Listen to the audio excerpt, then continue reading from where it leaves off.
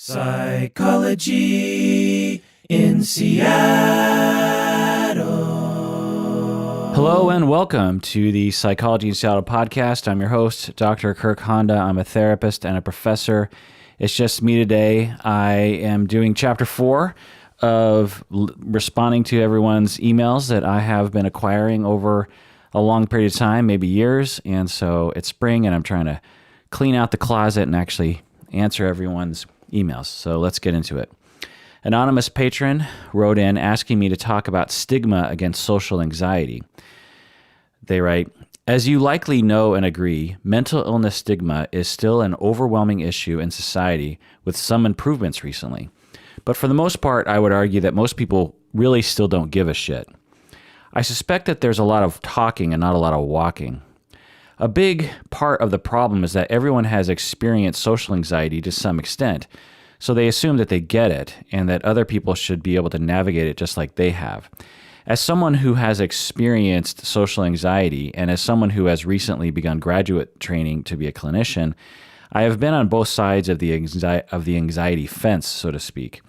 When I notice that someone is feeling anxious in a social setting, I just do my best to speak with them like they're on the same level as me. Most socially anxious people are just looking to feel normal, but I'm not sure many people understand this. I found it discouraging to at times be personally experiencing the stigma in graduate school in the way other trainees and professionals talk about anxious clients. The stigma can be very subtle. I had to just get this off my chest. I'm probably coming across super jaded, but this has been my experience.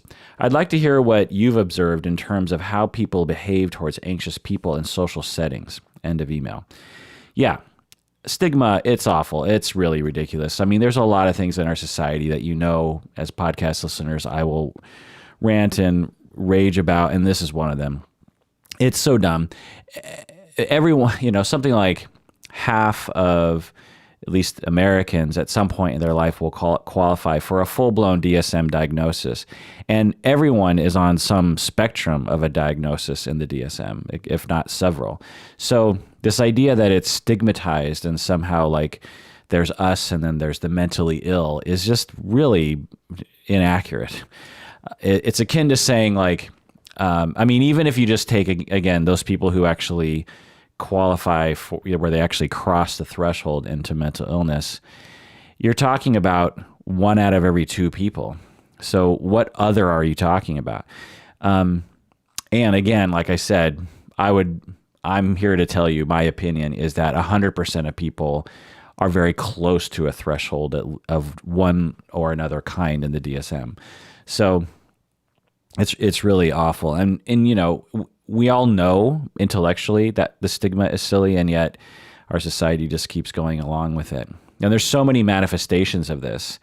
Most importantly, in my mind, is this complete lack of political dollars and attention spent on mental illness. And let me define mental illness. What I'm talking about is mental well-being. People going through divorce going through a lot of emotional difficulty. And we don't have hardly any effort in our society to actually help people with this. And I'm not talking about just like patting them on the back. I'm actually talking about concrete help. So not only is it the moral thing to actually help those people, and I hate to always do this because this is what people always do, is you have to bring it into some sort of dollars and cents, right? Our economy would be 50% better if we had better mental health and therapeutic services for people.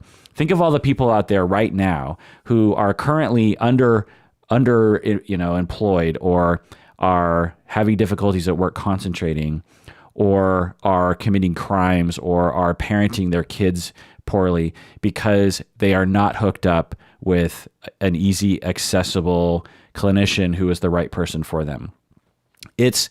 I would say we would be 500 million% more effective as an economy if we had such a thing.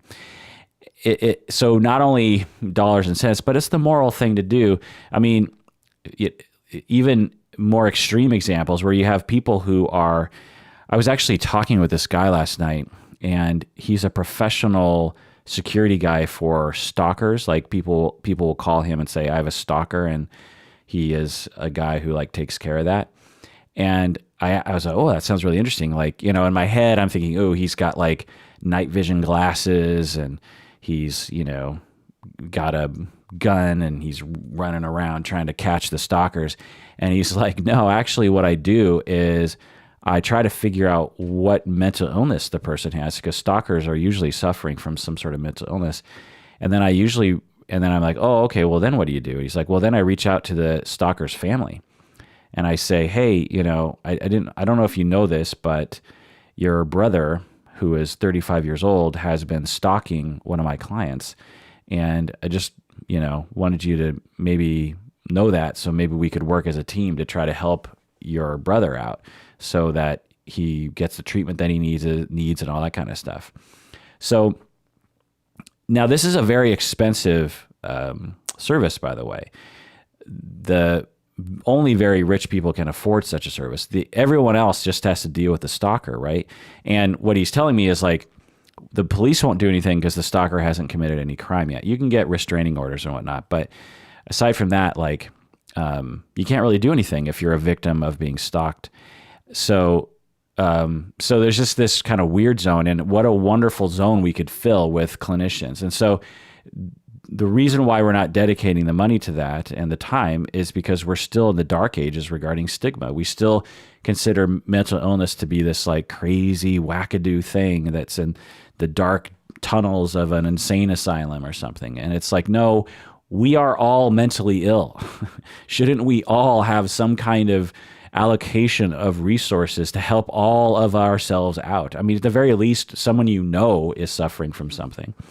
So it's just really silly. And you'll have people, even today, I'm not so much in Seattle because Seattle's pretty progressive, but you know, just outside Seattle, people will be like, well, I'm not going to go to therapy. I'm not crazy. You know, the barrier, and I'm guessing no one listening to this podcast is like that, but all you got to do, listeners out there, is think about like 10 people that you know. I'm guessing at least 5 of them have some extremely backward ideas about what therapy is and what it's supposed to be for, and that they would never go to therapy in a million years. And it's like, I'm here to tell you, everyone, y'all need to be in therapy, including you clinicians, by the way, especially you clinicians. So it's important. Now, talking about social anxiety specifically, is social anxiety is extremely debilitating. When you actually cross the threshold into the disorder and the DSM, it is extremely debilitating. There is so much suffering. It's not just being shy. It's completely crippling and can be just a lifetime of horrific suffering. It can even rise to the level of delusion. It often doesn't, but it's not just like being a little shy. You know, we often as clinicians will use that label like, well, I have this kiddo who's a little socially anxious, and that's fine. You can do that. But we don't want to confuse that with the disorder, because the disorder is really quite something severe. All right. So anonymous patron, you're asking me what I have seen. Well, yeah, this is just me and my observations. The thing I'll do is I'll just look at myself first off, is I don't have social anxiety. I have the regular amount. I don't have social anxiety disorder, I should say. I have the regular amount of social anxiety, but on the scale of things, I'm probably not very socially anxious. I've definitely had insecure moments that I can point to, particularly earlier in my life. But for the most part, I have other problems. That's not one of them. And I'll tell you that of the insecurities that I have socially, they've mostly evaporated as I've gotten older. It's weird how I can look back even just 5 years and think like, oh, I used to be worried about being, you know, if I'm in a meeting of 40 people, like a professional meeting, and I'm sitting around a round table with, 30 other people, and I don't know most of them, and I'm supposed to introduce myself. 5 years ago, I'd get a little bit of a heart beating fast kind of, sweaty palm kind of situation. And today I don't at all. And, 10 years ago, I had, a whole bunch of other things, and 20 years ago. So I don't know. I'm just saying it's just sort of an interesting benefit to slowly crawling your way to death. The other thing is that I've absolutely internalized all the messages from our society, both good and bad, including stigma against socially anxious people. So I just have to acknowledge that we all have internalized society's messages, and we've all internalized mental illness stigma, and we can never get away from that. In the same way that I can never get away from or deny my racism against Black people, I've internalized that. It's not a matter of ridding myself of that. I can't graduate from that. I have to manage it. I have to do what I can to make Black people more human to me, which I've done over 30 years. I have to challenge my cognitions. I have to challenge my privilege. I have to do all that kind of stuff. But I'm never going to get rid of the visceral feeling, that very slight feeling that's still there, that was incurred from a lifetime and continues to live. I continue to internalize. That's the other thing. Like, even if you manage to like do a lot of really good work in destigmatizing something or changing your viewpoint on something, you still live in the soup of our society and will still constantly get messages to the contrary of what you're hoping to believe. So anyway, my point is that I've internalized mental illness stigma, and it'll come up sometimes, and we all just have to acknowledge that. But in terms of my observations, I would say there's a lot in society with regards to social anxiety. I see people saying things like, oh, kids today, they just play their video games, and so they're all socially anxious. You'll hear things like that. And although certainly for some people that might be the issue, but social anxiety disorder is not because you played video games. It's something quite deeper. Or people will say, oh, victim mentality. This is a conservative point of view often. They'll say like, oh, everyone's playing the victim. Social anxiety disorder. It's like, in my day, we just called it shyness and we overcame it, and it's like, ugh. Or people will say something like, oh, she's always up in her head. She's always thinking too much. She needs to stop thinking too much. It's blaming the person with the disorder. Other people will just be like, you just got to get out there. You just got to get out there, get on Tinder, join a book club. And to anyone with social anxiety disorder, I'm sure you've heard such things, and you just know that that's just stupid. I mean, it's like you're depressed and you suffer from major depression, and you have for 15 years, and someone says like, you just need to look on the bright side. It's like, fuck you. Now, what do I see in clinicians? Well, what I see in clinicians are most clinicians who don't understand social anxiety disorder, and most don't really, is they have extremely simplistic, quote unquote, treatment plans that involve skill building. Someone will come in with social anxiety disorder, and they'll develop a treatment plan that is essentially like listening to them, listening to the client complain about various different things, which is fine. That's a good part of therapy.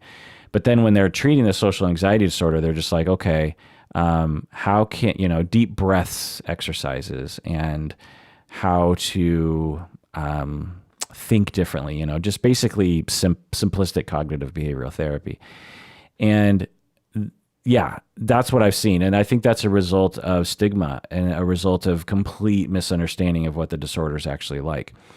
What social anxiety disorder needs, in my experience, is a very lengthy assessment. You can't just ask someone, okay, what's wrong? And they're like, oh, I have social anxiety disorder, and ask them a couple of questions and really understand what's going on. You have to understand the history. You have to understand their attachments. You have to understand their traumas, their relational traumas.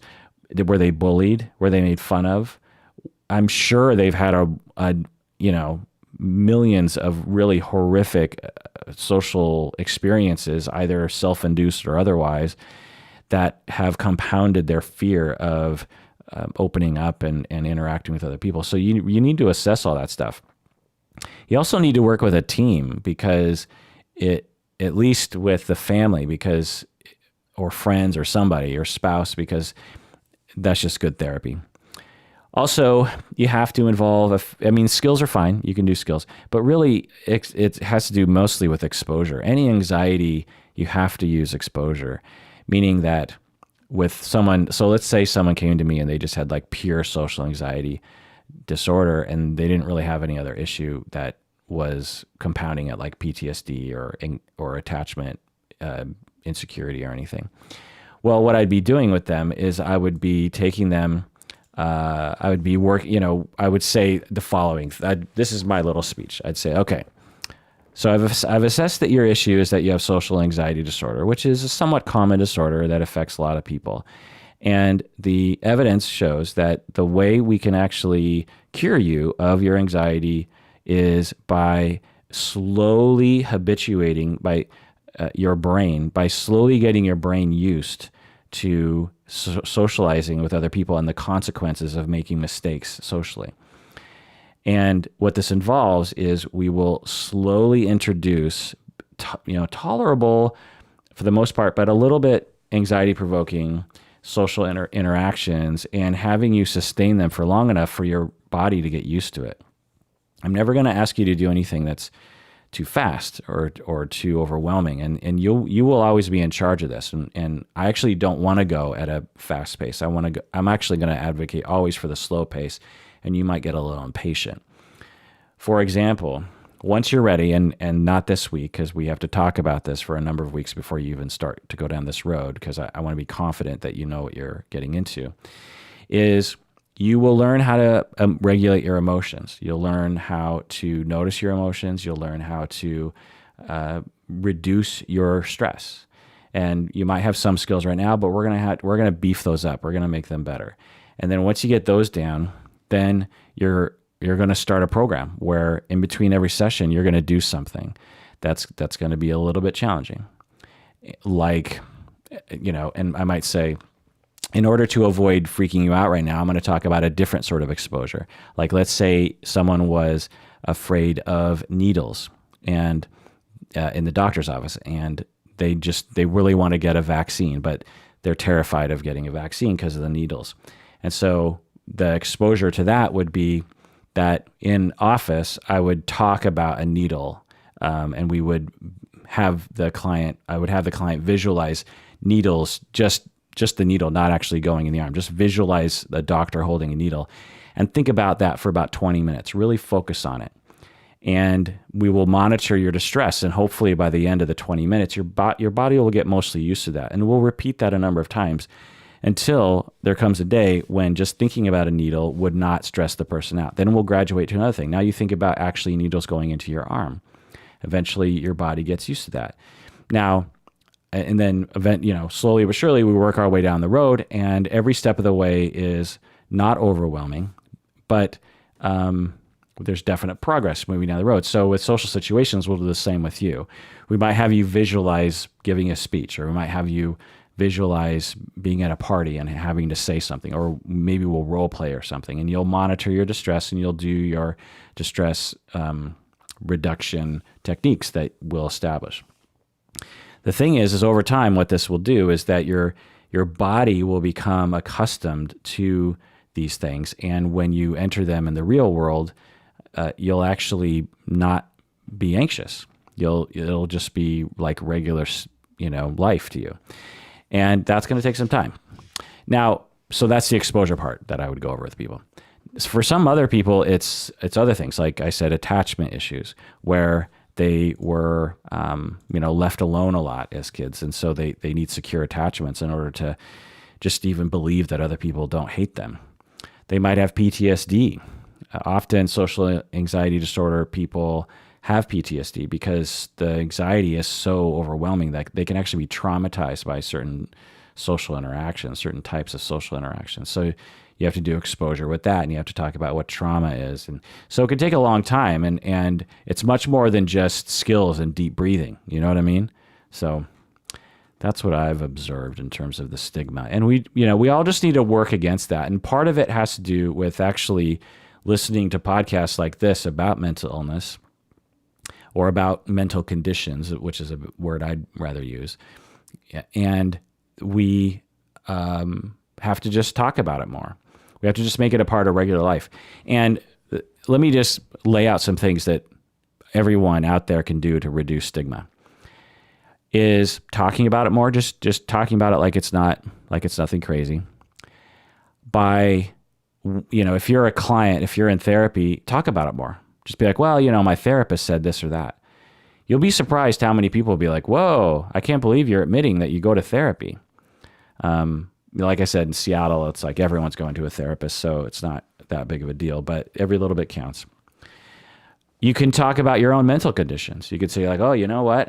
I've really suffered from OCD, like the full-blown disorder. Or, wow, after my baby was born, I went through some pretty depressed times, and I sought out the help from professionals, and just a matter of conversation, if it's appropriate, to the time. Donating to causes. But here's the thing. You have to bug your politician. Or if you are a politician, you got to bug your other politicians. We need to start actually changing our government and our policies and our money allocation so that it's given the attention that it needs. And until then, we're going to continue to see many, many people suffer without ever getting access to a therapist. Now, when people email me from all around the world, about a third of you actually don't live in the United States. And there are people who live in, some rural location in Poland or Sweden or something. And they'll just be like, you know what? We don't really have therapy in my area. And not to say that Sweden and Poland doesn't have therapists, but you know what I'm saying. And so I will say, well, geez, I don't know what to tell you. Maybe there's an online therapist or something, but it's the same in the United States. I mean, the United States is arguably one of the most non-stigmatizing places in the world, society-wise, and is the richest country in the world. And yet most of our citizens do not have access to clinicians when they need one. I just find that to be one of the most backward, ridiculous things. In 500 years, they're going to look back at us and say, like, what the fuck were you doing? 2019 people, don't you realize what you were doing? In the same way that when we look back at people in the 17 and 1800s and we're like, why were you bleeding people? Someone had the flu or they had an infection and you opened their veins and drained them of life-giving blood. That was your idea of medical treatment. We laugh at that. Ha ha ha ha. There are so many things that people are going to laugh at us about. So many things. Climate change policy, for one. I'm sure they'll really notice how we fucked up that one. But another thing is mental illness stigma or mental condition stigma or just mental stigma. Stigma about recognizing one has even fucking emotions. There's stigma around that. So it's laughable. And, I apologize to every future person who has to, look back at our society and just be, just upset. It's like, I apologize. If anyone's listening to this in 500 years, I personally apologize to you for having to, be subjected to such silliness in a society-wide thing when we know better. There's so many things that we could be doing that we just don't do because why? I mean, it's very upsetting. Anyway, let's move on. All right, this next email is from an anonymous patron. She writes, I want to thank you for doing your podcast titled Combat Veterans and PTSD, published September 18, 2017. My brother and I are both in the military. We both serve in different law enforcement capacities within our services. I have focused on host nation security force assistance in Afghanistan and other locations, while my brother has focused on traditional law enforcement in Navy bases both overseas and here in the United States. His job required him to not only recover bodies of other service members who have killed themselves, but he has also had to respond to challenging security incidents. But because he has never been deployed to a war zone, I did not think that he could have PTSD in the way that most people associated PTSD with veterans. Well, he recently took his own life, and listening to your podcast has helped me put his death into context. As a nation, we have been engaged in this global war on terror for over 17 years. For me, thinking of his death as a consequence of this protracted state of conflict helps me understand it a little more. Can you talk about the fact that women in the military are experiencing more and more combat PTSD? And she asked a number of other questions. End of email. first off, I just want to say I'm so sorry for your loss. Your brother to have killed himself, that must have been heartbreaking and shocking and traumatizing. And to think back at all the help that he had done for people who had lost service members in that way, and how he probably internalized a lot of the the quote unquote first responders often are traumatized secondarily or primarily by doing that kind of work, and they're often not given any support. I mean, imagine it's your job, part of your job as a police officer or a Navy security person, to investigate or be one of the first people on the scene when someone kills themselves. I mean, we're talking about, just the fact that someone's dead can be traumatic enough, but a lot of times guys will they'll shoot themselves, right, in the head. And so imagine having to be one of the first people there, or even one of the people who has to, clean it up. So I'm guessing that, although he wasn't deployed overseas and at war with the enemy directly, he absolutely was part of, we'll call it the trickle-down trauma that occurs.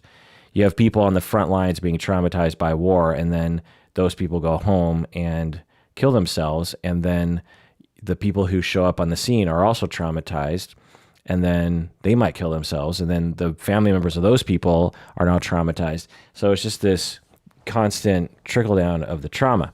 Now, what I'll say, if you're out there, and I know many of you are thinking about suicide occasionally, I just want to tell you that, for the vast majority of people, 99, I'll just rough estimate, 99% of people who think about suicide and even attempt, later on, they're glad they didn't die, because motivation for suicide is something that happens very quickly and can last maybe even just like a few hours, and then someone will attempt in those few hours. Not to say that they weren't kind of thinking about it leading up to that, but so the thing I'll say, if you're one of those people, is have a whole plan, obviously be in therapy, but have a whole plan on how to deal with those moments.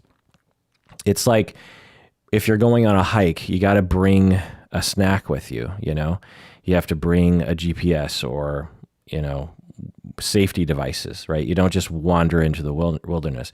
Well, if you have suicidal ideation, you can't just wander into life without some kind of safety kit. And part of the safety kit is having a whole safety plan around when your suicidal ideation spikes. Who do you call? What do you do?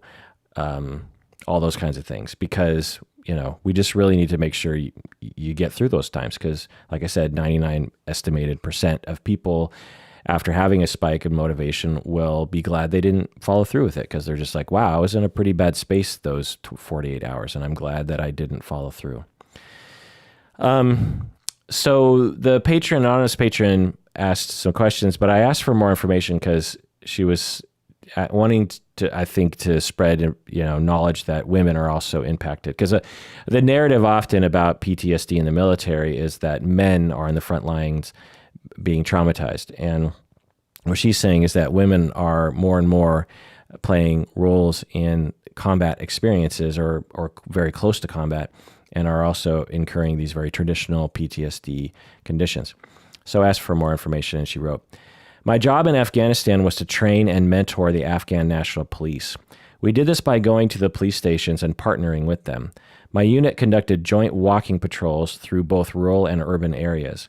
We also met with local government officials to try to improve the Afghan government's abilities to provide security and services to the local citizens. During that time that I was deployed, there was a big emphasis on conducting 24 to 48-hour missions at least twice a week with the Afghan National Police. This involves spending the night at their police stations. I've never shot anyone, nor have I ever been shot at directly, but my soldiers have. Also, my vehicle has never been hit with an improvised explosive device, but one in front of me was, and I have responded to several IED strikes. Our forward operating base took indirect fire at least weekly. Despite all this, my experience in Afghanistan was very positive. Bad things happened, sure, but bad things didn't happen every day. I was in a leadership position, and I was part of a cohesive unit. Through this experience, I learned that the human condition is universal. People suffer when they lose loved ones. They celebrate births and marriages. They generally want for their children to live a better life than they had, and they want to improve their communities. However, when I returned home from Afghanistan, I developed some really weird behaviors. Upon returning to my house after work, I would get my privately owned weapon, load it, and literally clear my house, like open all the doors, closets, and check all the rooms to make sure that my home was safe. I did this room clearing behavior for at least a year before I decided to start therapy, because I was worried that my neighbors would see me and call the police. Additionally, I slept with a loaded gun in my nightstand, and I also developed some really aggressive tendencies. For instance, one evening, I accidentally locked myself out of my house, and instead of doing something rational, like calling a friend or my landlord, I decided to kick my door down. I acknowledge that none of these behaviors are normal, but I believe that these behaviors would be more accepted if they were to be conducted by a man. I don't consider myself to have PTSD, but I currently see a therapist to work on these issues. My therapist is really respectful, and he doesn't label these behaviors because he knows I am a little sensitive about labels and diagnosis. He is really effective. I no longer clear my house when I return home from work. I don't sleep with a loaded gun in my nightstand, and I haven't kicked a door down in quite some time. Through our sessions, we have spent a lot of time discussing my difficulties being vulnerable. My understanding of what he explains is that you have to allow yourself to be a little vulnerable to build the trust that is necessary for a healthy relationship. And then she asks some questions. What are your thoughts about labels and diagnosis? In general, do you think diagnosis and labels are necessary and helpful, or can they be harmful to a client? Yeah, well, I kind of talked about this with the previous email. Absolutely. Because of stigma, and even among clinicians, when you apply a label to somebody, that can actually harm somebody.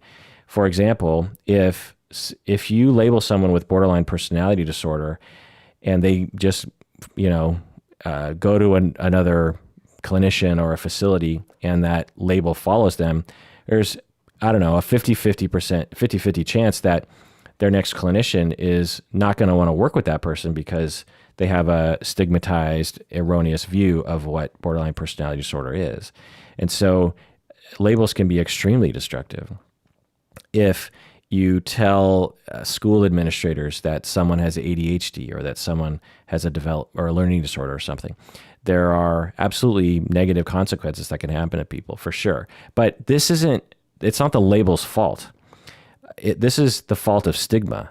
And we need to not attack the labels. We need to attack the stigma in the same way that we don't want to attack gay people for being gay or the word gay. We want to attack the stigma about gay people.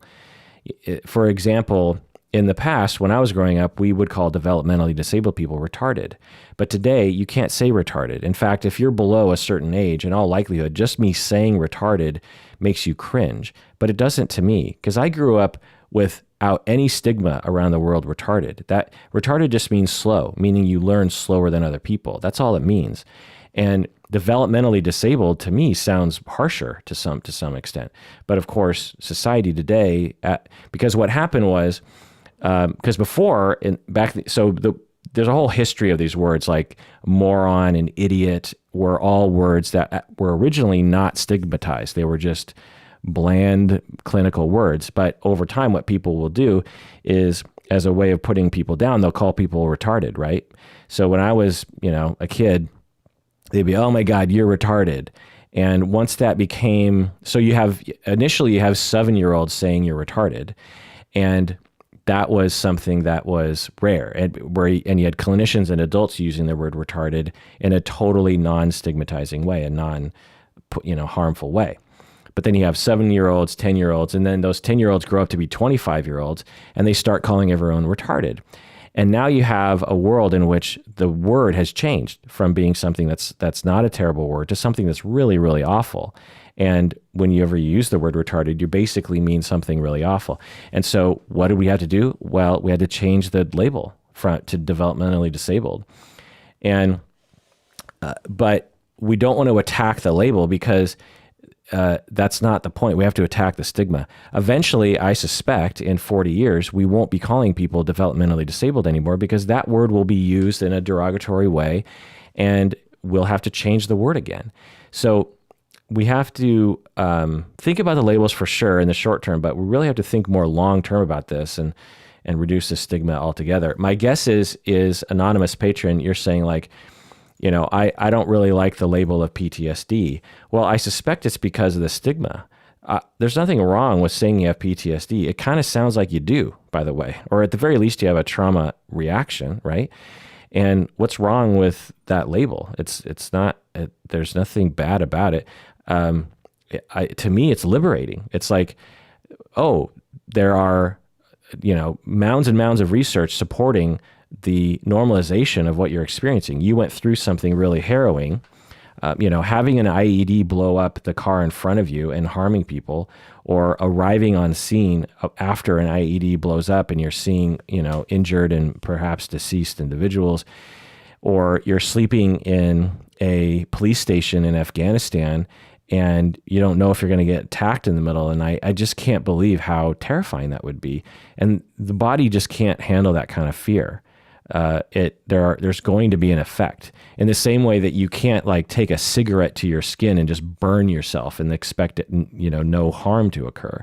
Fear is the same way. You expose people to chronic fear, which is a total rational, helpful response in a short-term kind of situation, will actually damage your soul, your psyche.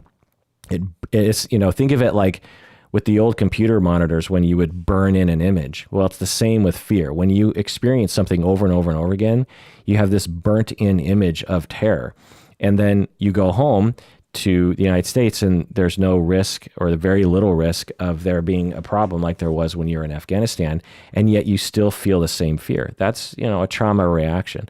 So I think it's liberating and helpful to see things through those research lenses. Now, in certain cultural pockets, there's probably so much stigma, perhaps in the military, that, you don't want to be labeled as something. Because I know for sure, because I've talked with military folks, because in the Seattle area, there's a lot of Army and Navy bases, Air Force bases, so relative to other places. And so there's a fair amount of military people that I've treated. And the military people I've worked with, some of them will say, if I get diagnosed with anything, let alone PTSD, I will lose my job, or I'll lose my ability to be promoted, or, all these kinds of things. And I just find that to just be so backward. That, for the military to think that their personnel are not traumatized is just being in complete denial. And it's based on this notion of like, well, if we allow people to be traumatized, then we're going to have a bunch of crybabies on our hands, and we're not going to have a bunch of tough soldiers. And what I'm here to tell you is that if you want to make a tough soldier, you got to help them work through their trauma. You got to help them with their emotional regulation. You have to give them a chance to get help. Just like you wouldn't expect someone with like a bullet in their leg to like pick themselves up and start fighting again. They got to go to the hospital.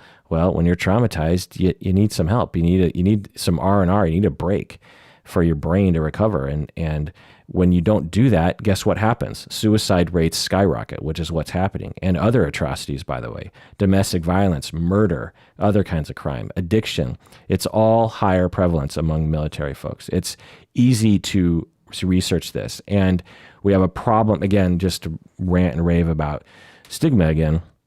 We, not only do we have a government and society that ignores it, but we also, of course, have a military complex that ignores it as well. And it's just awful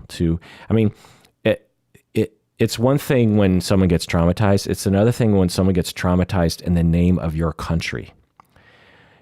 All of us live in countries with militaries who are likely being deployed, and those people are marching off in your name.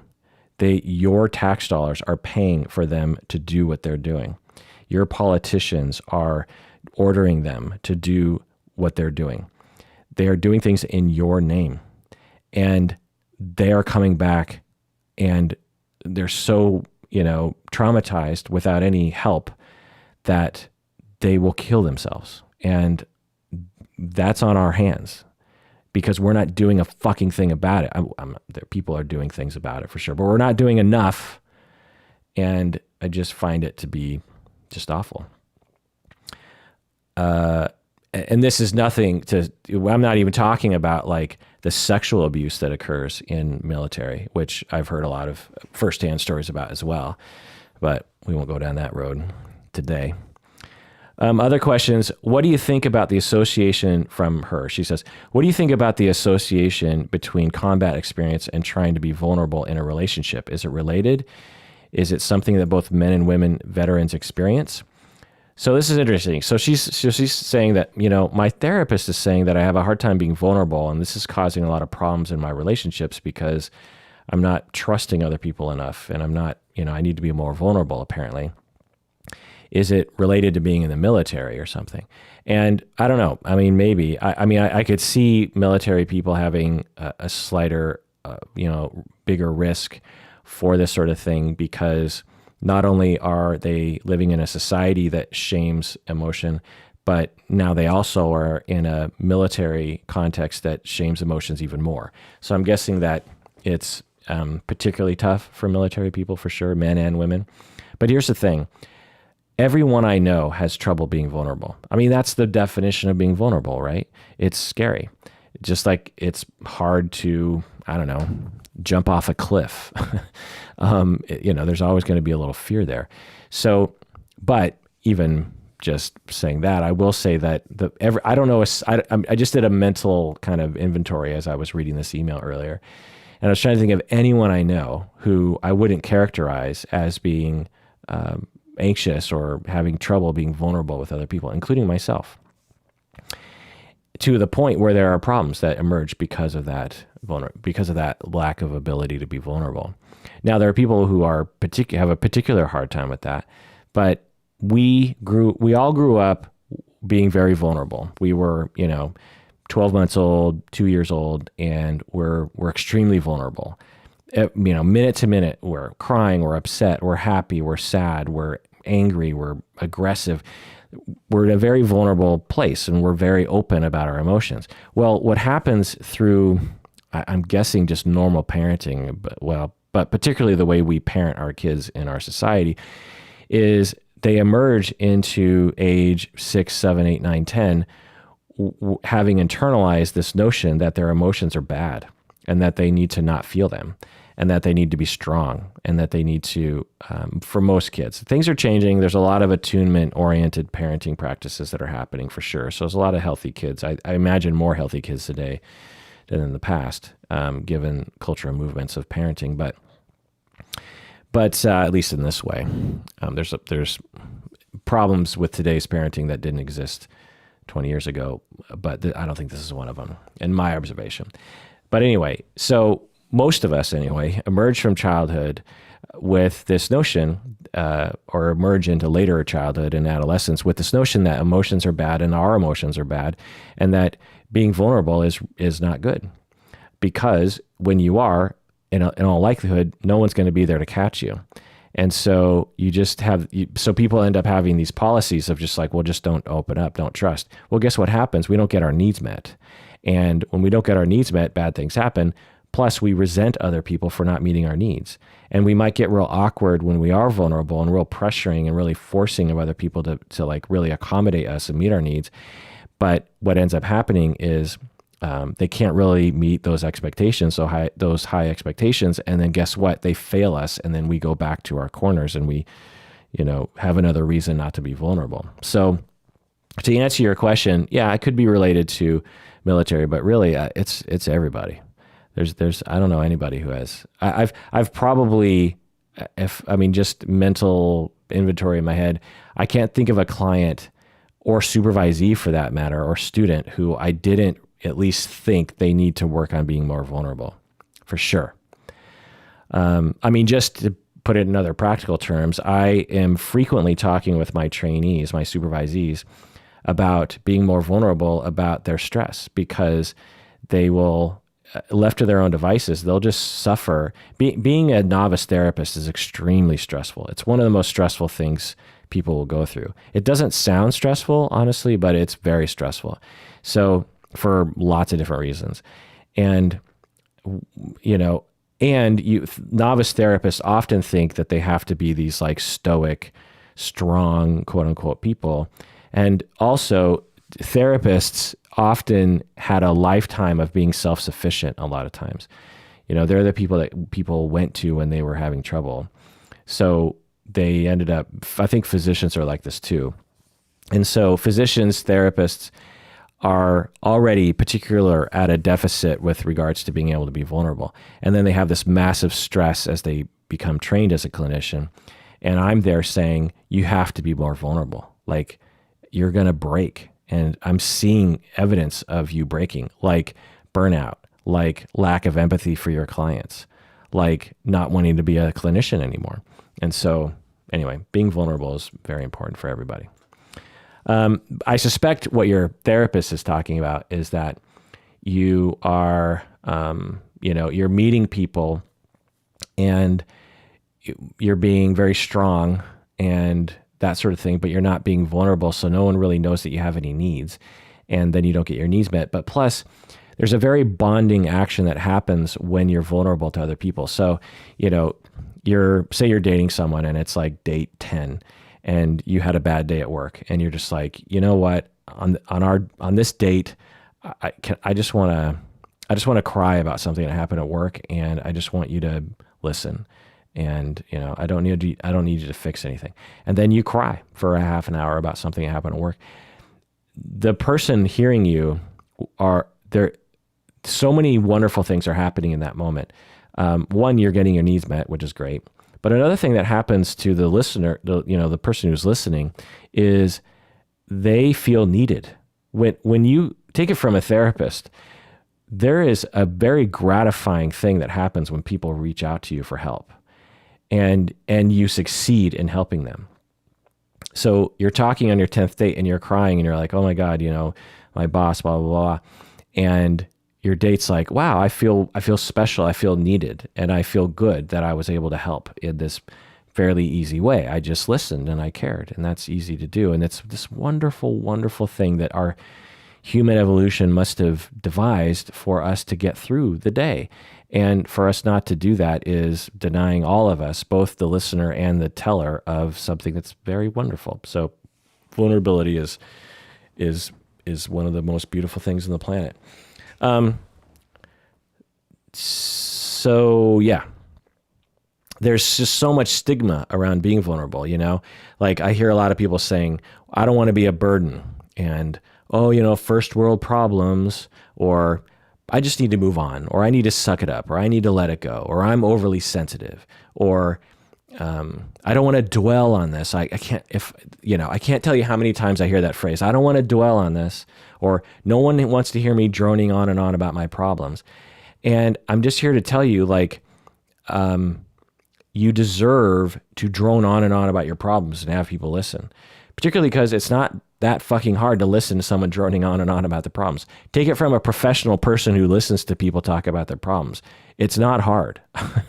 You know, I listen with compassion and I care, and I'm in the moment and I'm with them, and it's not hard work. It actually makes me feel good to be there for that person. So, you know, there's just so many. Where did we get those voices? You know, just suck it up, just move on, just let it go. We didn't invent those when we were 2 years old. We didn't have those thoughts. Someone told us those thoughts. Someone shamed us into having those thoughts. So we just need to put an end to that. All right, let's go on to another email. But first, let's take a break.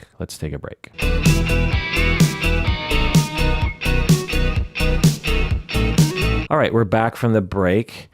I think I've announced this recently, but I just want to make sure that everyone knows that we're having our 11th anniversary show on August 10, 2019. And what we're going to do is Umberto and I are going to do 11 straight hours of podcasting live on YouTube. So it's going to be a live YouTube stream starting at 9 a.m. Seattle time and going until 8 p.m. Seattle time. And then right afterwards, we're going to drive downtown and we're going to go to GameWorks, which is in the middle of downtown Seattle. And it's a place with a bunch of video games, and, you know, there's a bar and a restaurant, and all that kind of stuff. And what we're going to do is, I haven't reserved a room because I don't know how many people are coming, but I do know that the place is big enough to accommodate a lot of people. So, so what we're going to do is we're going to meet in the balcony above the restaurant. So GameWorks is a kind of a large complex, but there's a restaurant bar area. And right above, you just go right up the stairs right there. There's this landing, a little balcony up there with some couches and some pool table and an air hockey table. And so we're going to meet up there. So what I want people to do is, if any volunteers could actually arrive there early, like at, I don't know, 6, 7 o'clock, kind of reserve the spot, just kind of, camp there for a couple hours, maybe get a bite to eat or something. And then Umberto and I and my wife, Stacy, will actually get there probably around 8:30 or something. And what we want to do is we're just going to show up, and we're going to have a couple of drinks, and we're going to meet people, and we're going to, take selfies and, whatever, maybe play some games together, and maybe some air hockey together, maybe some pool, or just a relaxing time. And this will be our third meetup with the listeners, and I'm really looking forward to it. It's extremely gratifying to meet the listeners, so hopefully you can join us. Obviously, if you live in the Seattle area, it's pretty easy to attend if you're into it. But also, if you're coming in from out of town, people have flown in from out of town for the other live events too. And so, I plan, Umberto and I will probably be at GameWorks from, 8:30 until closing at 1. It closes at 1. So, and we might even go to karaoke or something after that. I don't know. But some people are like, well, I'm a little shy. I don't, really know what to do. Yeah, there's not going to be any requirement for you to do anything. You can sit in the corner and do nothing. You can, we've had other events in the past, and what I find is that for the shy people, because there are, people are shy, Umberto and I just walk up to you and say, how are you doing? Because when you're, hanging out for like 3 or 4 hours, it's pretty easy to do, and Umberto and I really do want to meet everybody. So I suspect, given past events, probably, 40 people will be there-ish. It could be as many as 100, I don't know, but I'm guessing it'll probably be in the ballpark of about 50 people or something. So just to give you an idea of all that. If you go to the Facebook page, and there's an event made on our Facebook page, you could, monitor everything. If you say you're attending, then any updates you'll get there. And yeah, but also make sure you tune in to the live stream. We will be doing regular episodes, but we'll also be responding to comments. When you have YouTube live streams, there's like a comment string that you can add to. And also we'll probably be looking on our Discord as well to, we might be talking about something, and then we'll be like, okay, everyone out there in the live stream, what do you think about this? And then, we'll get responses. So I think it'll be fun. The great thing about this is that in past events, they were live events in Seattle, and people from out of town couldn't participate. And of course, the vast majority of our listeners don't live in the Seattle area, just because this is on the internet. So this will be great to actually, have some real-time interaction with people all over the world. Having said that, also, we're doing Discord every Thursday, which is a live chat forum situation every Thursday, 2 p.m. Seattle time. And I'm actually thinking about, if you're not familiar with Discord, it's chat-based where you ask a question, you can respond, and you can post memes and whatever.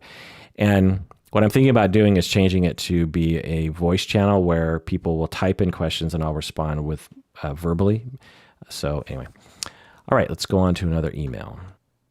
All right, this next email is from patron Alexandra. She writes, I was wondering what the relationship is between uncontrollably crying and borderline personality disorder. I'm asking because I experience traits of borderline personality disorder, and I find if someone says something that upsets me, I go into a spiral of sudden tears and will cry uncontrollably along with shuddering teeth. Why is that? And my response is, I don't know you well enough to know the answer to that question, because I would have, it's a pretty complex thing in terms of personality and your traumas and how visceral the uncontrollably crying response is. I mean, the bottom line I'll say is there's nothing wrong with crying. I mean, some people cry a lot. And I mean, as I get older and as I connect more with other human beings and myself, I cry a lot more as well. And there's just nothing wrong with that. It's just more of that stigma, right? I mean, I'll be in a room full of therapists and someone will start crying and they'll be like, oh my God, I'm so sorry that I'm crying. And if you can't cry in front of a room full of therapists, then you really know that our society is really fucked up when it comes to crying. What's wrong with crying? It's just water coming out of your eyes. What's the big deal? Like, we just really need to be like, well, this is what I'm doing right now. It's like having to go to the bathroom, or when you see something funny and you're laughing. It's just a physiological response to reality. So crying, there's nothing wrong with that. But anyway, in terms of borderline and crying uncontrollably, I don't know your particular situation, but in general, people who suffer from relational traumas and abandonment do not have they don't have access to their sense of self usually, or at least they have a very weak connection with their sense of self. And this is because they weren't given enough time, love, and attention when they were very young to learn who they were and to connect with who they are. And as a result, these people who experience significant relational traumas that lead to borderline, they don't have access to a self that they can rely upon when they're hurt or threatened. So when these people are hurt or threatened, they can fall into a deep, unbridled emotional state without any tether to anchor them, similar to the way an infant feels when they're really hurt or threatened. When you hurt a 3-year-old's feelings and they fall on the ground and they're like, oh my God, I can't believe you said that. And they cry for 5 minutes. That's not because they're histrionic. That's just because they haven't matured to a point where they actually will be able to withstand such a thing. When you're, just for me, I'm connected to my sense of self, and I get insulted every day. Dozens of times by people on YouTube. YouTube is just a really awful, awful place. And the commenters are just, for the most part, truly, truly awful. I know a lot of you on YouTube are nice, but I'm here to tell you 95% of commenters on YouTube are either clueless in terms of the way they're coming across, or just obviously just wanting psychopathically to abuse people. It's really one of the worst places on the planet, YouTube is. I love YouTube as a service, but the comment section, to me, I just wish they would just do away with it completely, honestly. I just wish, if you're a YouTube person out there and you want to give me feedback, just fucking email me. Just email. If you really want me to know something, email me. I read all the emails. If they're super long, I don't read them. But if they're short, especially one sentence, I'm going to read it, even if it's something negative, But anyway, so what was I talking about? So obviously, I get hurt or threatened every day, particularly on YouTube, and I can rely on my sense of self. I can when someone says, for example, how do you call yourself a psychologist? You have no idea what the fuck you're talking about. Read a book. It'll hurt me, and then I'll check in with myself. And when I check in with myself, I'm saying, okay, this is what that person thinks. What do I think about that? And I'll say like, actually, I consider myself to be a competent clinician, and I consider myself to be smart about the topics that I discuss on the podcast. And if I don't feel smart about a topic, I'll say, this is not my area. So I'll very quickly check in with myself, and I'll be like, this commenter is being unreasonable, or they're mistaken, or who knows what's going on with them. But I'm not going to regard that opinion because it doesn't check with how I see myself. And I have that sense of self because my parents raised me well enough during a critical period of my life, age 2 to 6 or so, in which they gave me enough attuned parenting so that I actually know who I am have a self that I can rely upon, and have self-esteem I can rely upon, and an ability to evaluate myself. Now, if I stood in a room with 30 people and for like 3 weeks they berated me, that sense of self would erode over time. So it's not like it's, completely impervious, but, to the everyday life issues, my sense of self is a helpful tool to combat attacks. But for you, Patron Alexandra, I'm guessing you don't have that connection, or it's on a strong connection due to the relational trauma and the lack of attunement you went through early in life. And so when someone says something that upsets you, you don't have anywhere to turn. And so all you have is the negativity. All you have is this person's opinion of you or vibe towards you. And there's nothing to grab onto to counterbalance that. And so you just fall into despair. And not only are you crying, but you're crying in such a way that your body is having a reaction in the same way that a 3-year-old has a physical bodily reaction when they're upset. It's traumatizing, honestly. To not be tethered can lead to a lot of traumas. So I hope through therapy you can access yourself.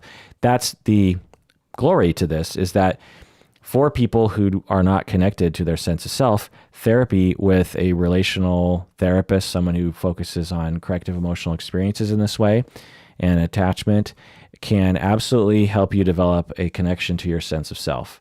We've talked about it a lot in the podcast. It's absolutely attainable. It takes years, and it's hard work, and it's tough, but man, is it a wonderful thing. I specialize in this kind of work, helping people to connect with their sense of self, and to see people grow in that way is one of the best things that I've ever seen in my life. To see people learn who they are. Oh, these are my needs. Oh, I deserve these needs. Oh, I'm starting to notice that I've never liked this or that thing in my life. And I'm starting to think like, maybe I don't need to deal with that shit anymore. It's this wonderful thing to see. And it's hard. Like I said, it's hard work, because when you see the matrix and you suddenly realize, oh my God, my spouse is abusive, or, oh my God, I hate my job, or, oh my God, I'm living a lie. And I was just avoiding that because I was always trying to please everyone else. When you realize, oh my God, I've been living this lie, you're angry and you feel compelled to change it. You don't always have to change it, but there's a compulsion to change it, because you're just like, I'm living a life in which I'm punishing myself for other people's gain. Everyone else wants me to do X, Y, and Z. And so I just did it before. But now that I see that I have different needs and wants, I don't want to do X, Y, and Z. Or maybe I'll do X, but I'm not going to do Y and Z. Well, this requires action, and it's not easy. So I'm not saying connecting with yourself is suddenly all fun and games. It's hard. And there's this tendency to want to slide back and be like, well, maybe I'm being selfish. Maybe I should just go back to pleasing other people. It's too hard to change, so I'll just go back to that. And that's fine. People can do that, but it usually doesn't last long, because once you see the matrix, once you're Neo and you can see the code, there's no going back. It's hard to put that cat back in the bag.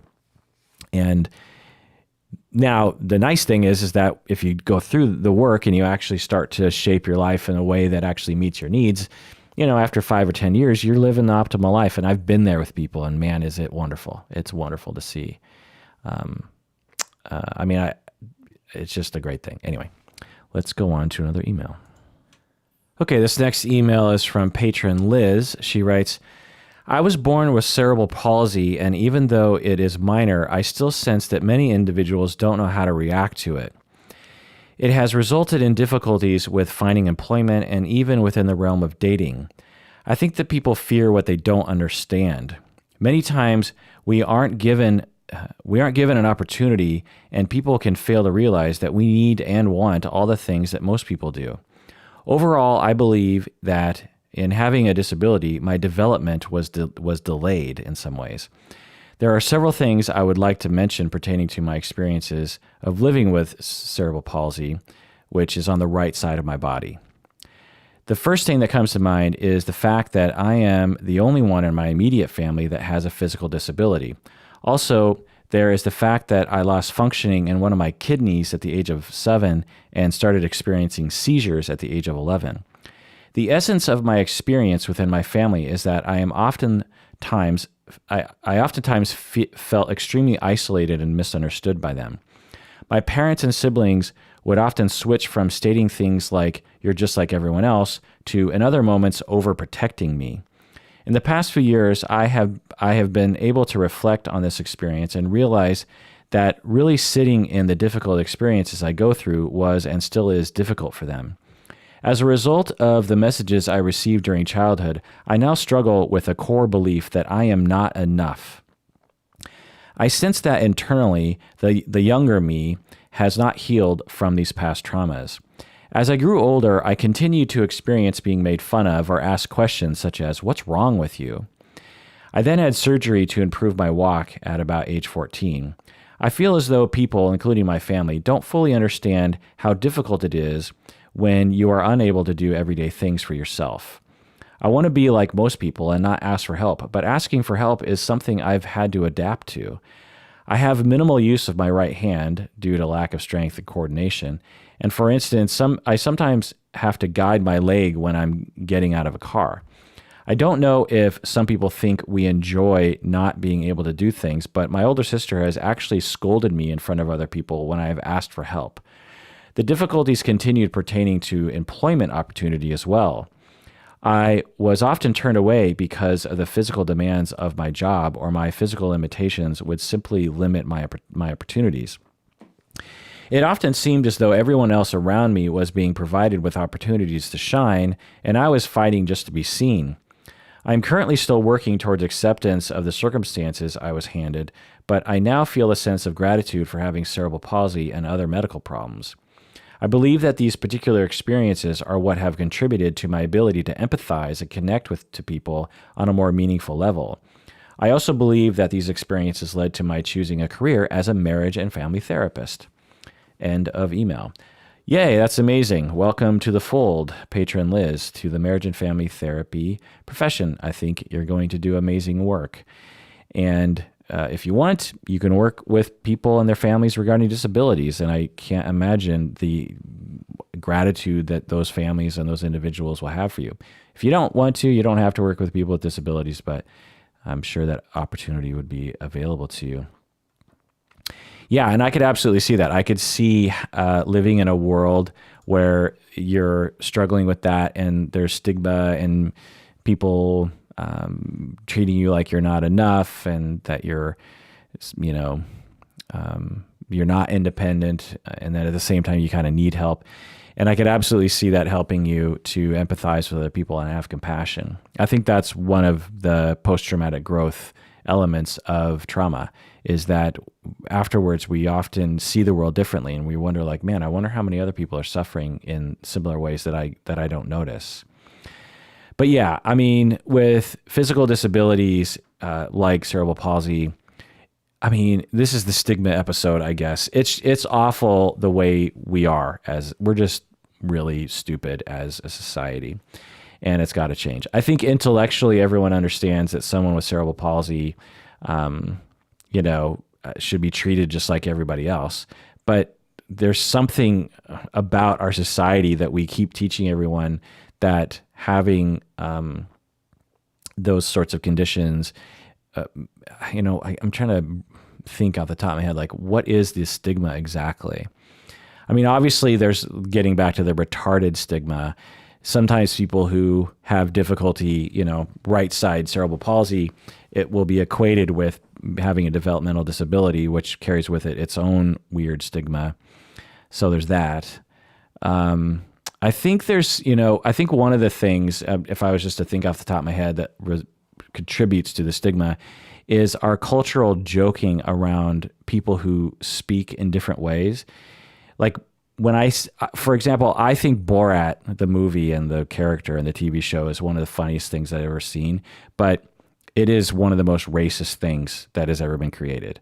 It's based on you know, we have this English guy who adopts an accent of what's considered to be like a not as good country. You know, what did Trump call them? Like shithole countries or something.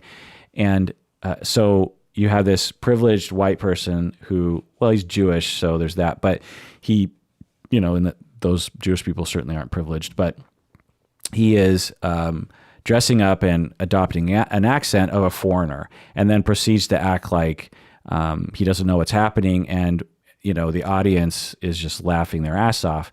Meanwhile, all the Kazakhstani people are going, so our entire country is a joke to you. I mean, it's essentially just a version of making fun of African Americans or of Polacks or something, right?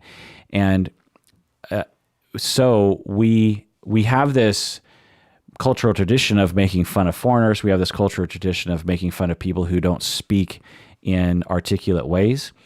And I think that sort of translates and sort of bleeds over into people who have speech impediments. I don't know if you have a speech impediment, but we often think of people with speech impediments as being funny. It's like, ha, ha, ha, they're not talking quite right or something. And moving. And so I think also moving, the ability to be coordinated or the ability to not be coordinated is also somehow funny to people. But what honestly I think the problem is in our society, if we really want to change it, is that people don't have enough contact with people with cerebral palsy. So if you have more contact, say in movies and TV shows or in schools or whatever, then you slowly learn, oh, yeah, that's right. Liz has cerebral palsy on the right side of her body, and she's just like me. She likes Game of Thrones. She likes cute boys, and she likes a good hamburger. Like there's nothing different. She just has this condition that it makes the right side of her body is weaker and less coordinated. Big fucking deal. And sometimes she needs help with things, like big fucking deal. There's something about, like, I think as a culture, given our tradition of joking and stigmatization, we have an easier time accepting someone in a wheelchair than we do someone with cerebral palsy based on all those reasons. And yeah, I can't imagine, Patron Liz, what it must be like for you to walk around. I mean, I'm sure the people close to you have acclimated to the reality, but when you walk around in public, I just can't imagine the treatment that you get. Given our weird society. And I could also see it swinging another way, because some people think they're being really nice by being really nice to you. You didn't mention this in your email, but I've seen this before and it's real cringe-worthy. It's like someone will, you're at the mall and you're shopping for clothes and someone thinks they're being woke and nice and they're just like, oh, good for you that you can get out of the house and go shopping. I've seen stuff like that before. I don't know if you've ever experienced that. I hope you haven't. But so there's just a lot of different horrible things. And so there's that. But I want to comment on one thing that I think you're going through, which is when we go through difficulty, be it cerebral palsy or you have like gastrointestinal problems early in life, IBS, Crohn's disease. It's very upsetting to go through that because it's hard to live with, right? And you look around and it just seems like everyone else doesn't have to deal with those kinds of things. Regardless of what age you are, by the way. I mean, you could, suddenly have like arthritis, for example. You could have a pretty bad case of arthritis at the age of like 45 years old, and all your friends don't have to deal with that. And there is an interesting psychological thing that happens to people, I think, because you're hurting and you need a lot of help and you need a lot of emotional support. But given our society's inability to be vulnerable and inability to notice other people's problems and inability to push past stigma, the vast majority of suffering people aren't getting the support that they need, the emotional support that they deserve. And so you're sitting there suffering from something and you're not getting the emotional support that you deserve. And guess what happens over time? It compounds and you resent it. You start thinking like, how come no one is helping me? This is bullshit. Like, my family members don't have to deal with cerebral palsy for themselves. Why can't they dedicate a little bit of extra time and grace to help me out, or at least not to shame me or something? And so that although there's a very real, empirically observed stigma and mistreatment of people with cerebral palsy, there's also this internal experience that can happen for people where you just resent, I know for me, when I suffered from back pain, it's not bad now, but it was kind of bad in the past. And over a long, months and months, you just start to build this resentment towards other people who don't have back pain. You're just like, fuck you for not having back pain. And that doesn't necessarily do well for relationships and for one's attitudes, Also, you talk about this, you're both upset that people don't help you, and you're also upset that people act like you need help all the time. That's not the way you worded it, and maybe that's not exactly what you said, but essentially what I'm saying is you want to be treated like everyone else because you don't want to be treated like you're an other, but you also need help sometimes, and you need people to actually maybe ask if you need help, or you need them to be gracious enough to respond when you ask for help. So there's this dichotomy there that is impossible to resolve. You don't want to be treated like another, but you also need to be treated like another sometimes. Not an other, but you need to be recognized for the fact that you don't have the abilities that everyone else has. And that is inevitably a conflict that cannot be resolved. There's just no way to resolve that happily. It's a line and a frustration that you will forever suffer. And having some wisdom around that, and having people around you to have some wisdom around that, is important. And we have all sorts of things like this, like whether, just getting away from disabilities, we all want to be independent. We all want people to not bother us all the time and not get into our business. But at the same time, we want people to love us, and then we want people to notice us. So we want to be individuals, but we also want people to be connected to us. And there's no way to resolve that. In fact, I have a book called The Intimacy Paradox, written by Williamson, and a local fella. And it's a clinical book that is the intimacy paradox is that we both want to be separate and together. It's a furtherance of the Bowenian concept of differentiation. And it's never resolved. You can't resolve that. And so that tension is something that needs to be navigated with wisdom and with support and with talking with people and all that kind of stuff. And I kind of sense that dichotomy in you. You seem to be navigating it from your email well, but I hope you well on that navigation.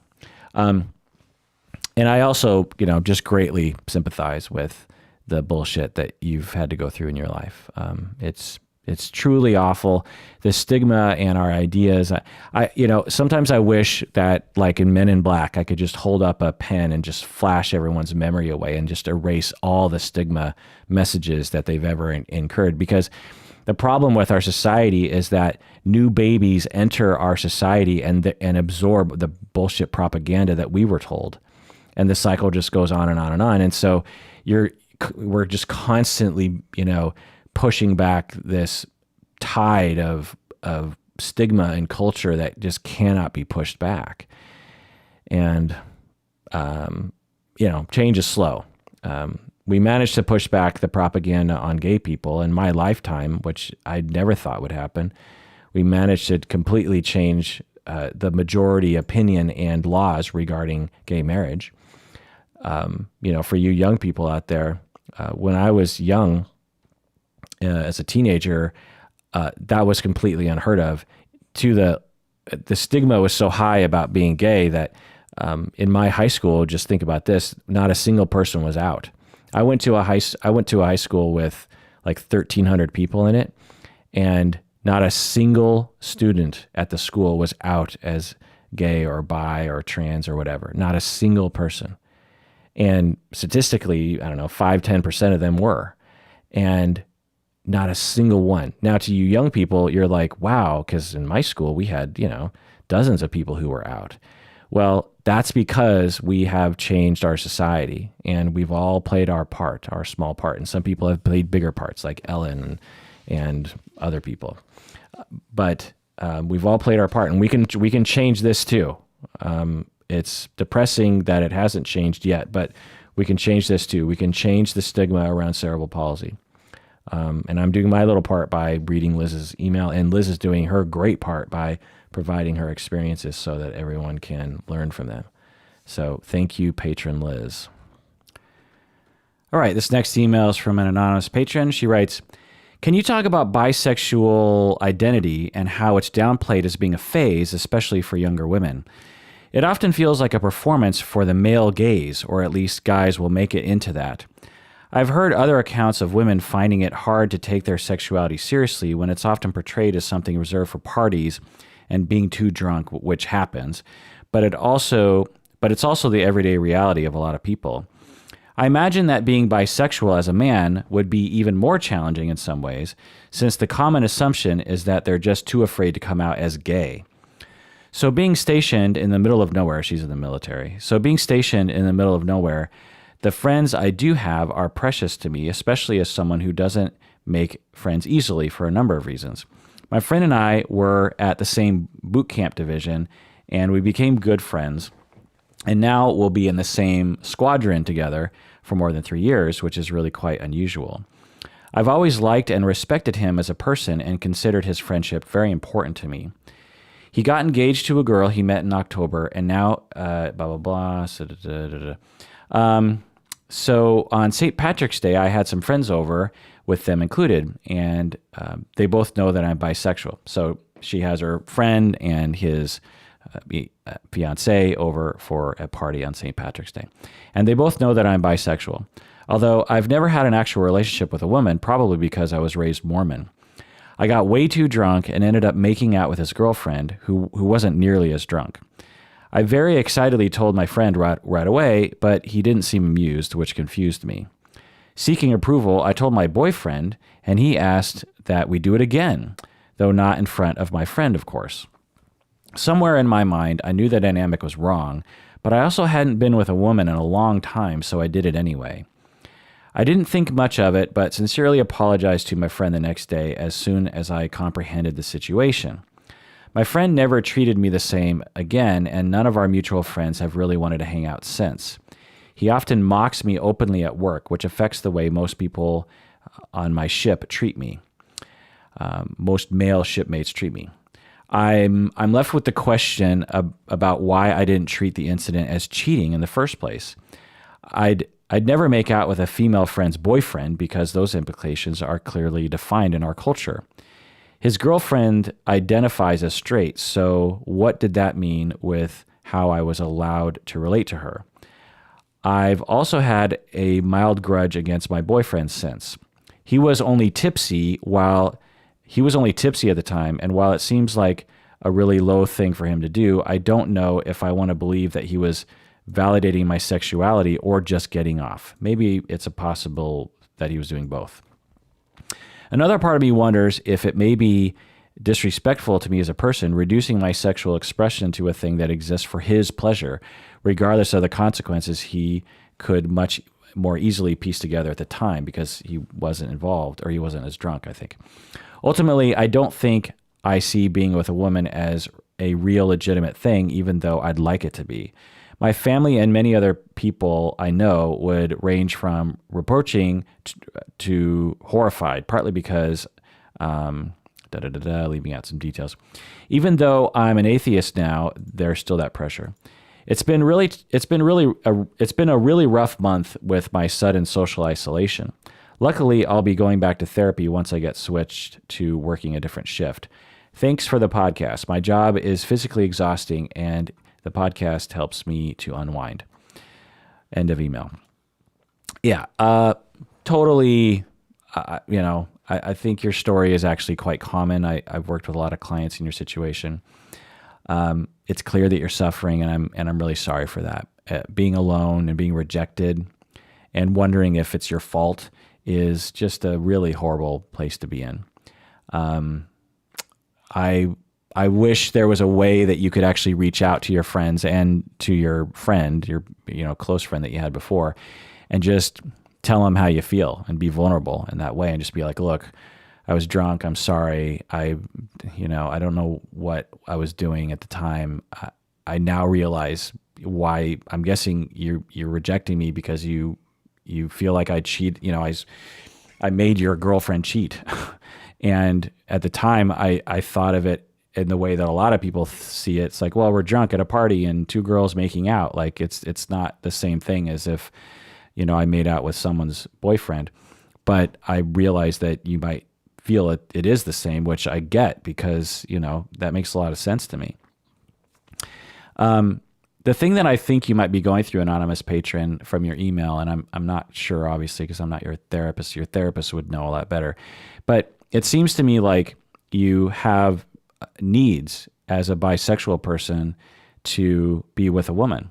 And, for bisexual people, it's particularly hard for a number of reasons.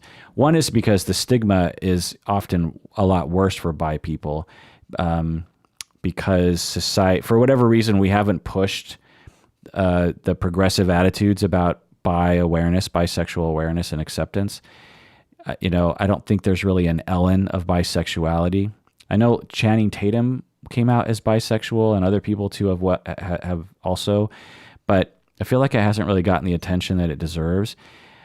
And I'll say that the largest portion of LGBTQ people that listen to the podcast are bisexual people by far. Something like 10% of you listening identifies bisexual, which is much larger percentage than the general population. So for whatever reason, we're attracting a lot of bisexual people. I'm not quite sure why, but so a lot of you can relate to this, right? You're not taken seriously. People think, it must just be a phase, or you're in a transition phase, right? You used to be straight and you're transitioning into being gay or lesbian. And even gay or lesbians, particularly older gay and lesbians, and particularly in the past, will see it this way. They'll be like, if they come across a guy who says he's bisexual, or a woman, they'll be like, oh, you're just not fully out of the closet yet. You have 1 foot out of the closet and 1 foot in the closet. And it's this complete denial that bisexuality is a thing, which I find to be just a really silly thing. It's like, if you can have straight people and you can have gay people, then you can have people in the middle. Like it's not a hard concept to realize. Anyway, so, and plus you would think that society would be able to identify more with bi people than with fully gay people, right? Because society is mainly, heteronormative. And so, at least they'd be able to identify with half of you. Be like, okay, bisexual man, you're attracted to women? Okay, I can identify with that side of you.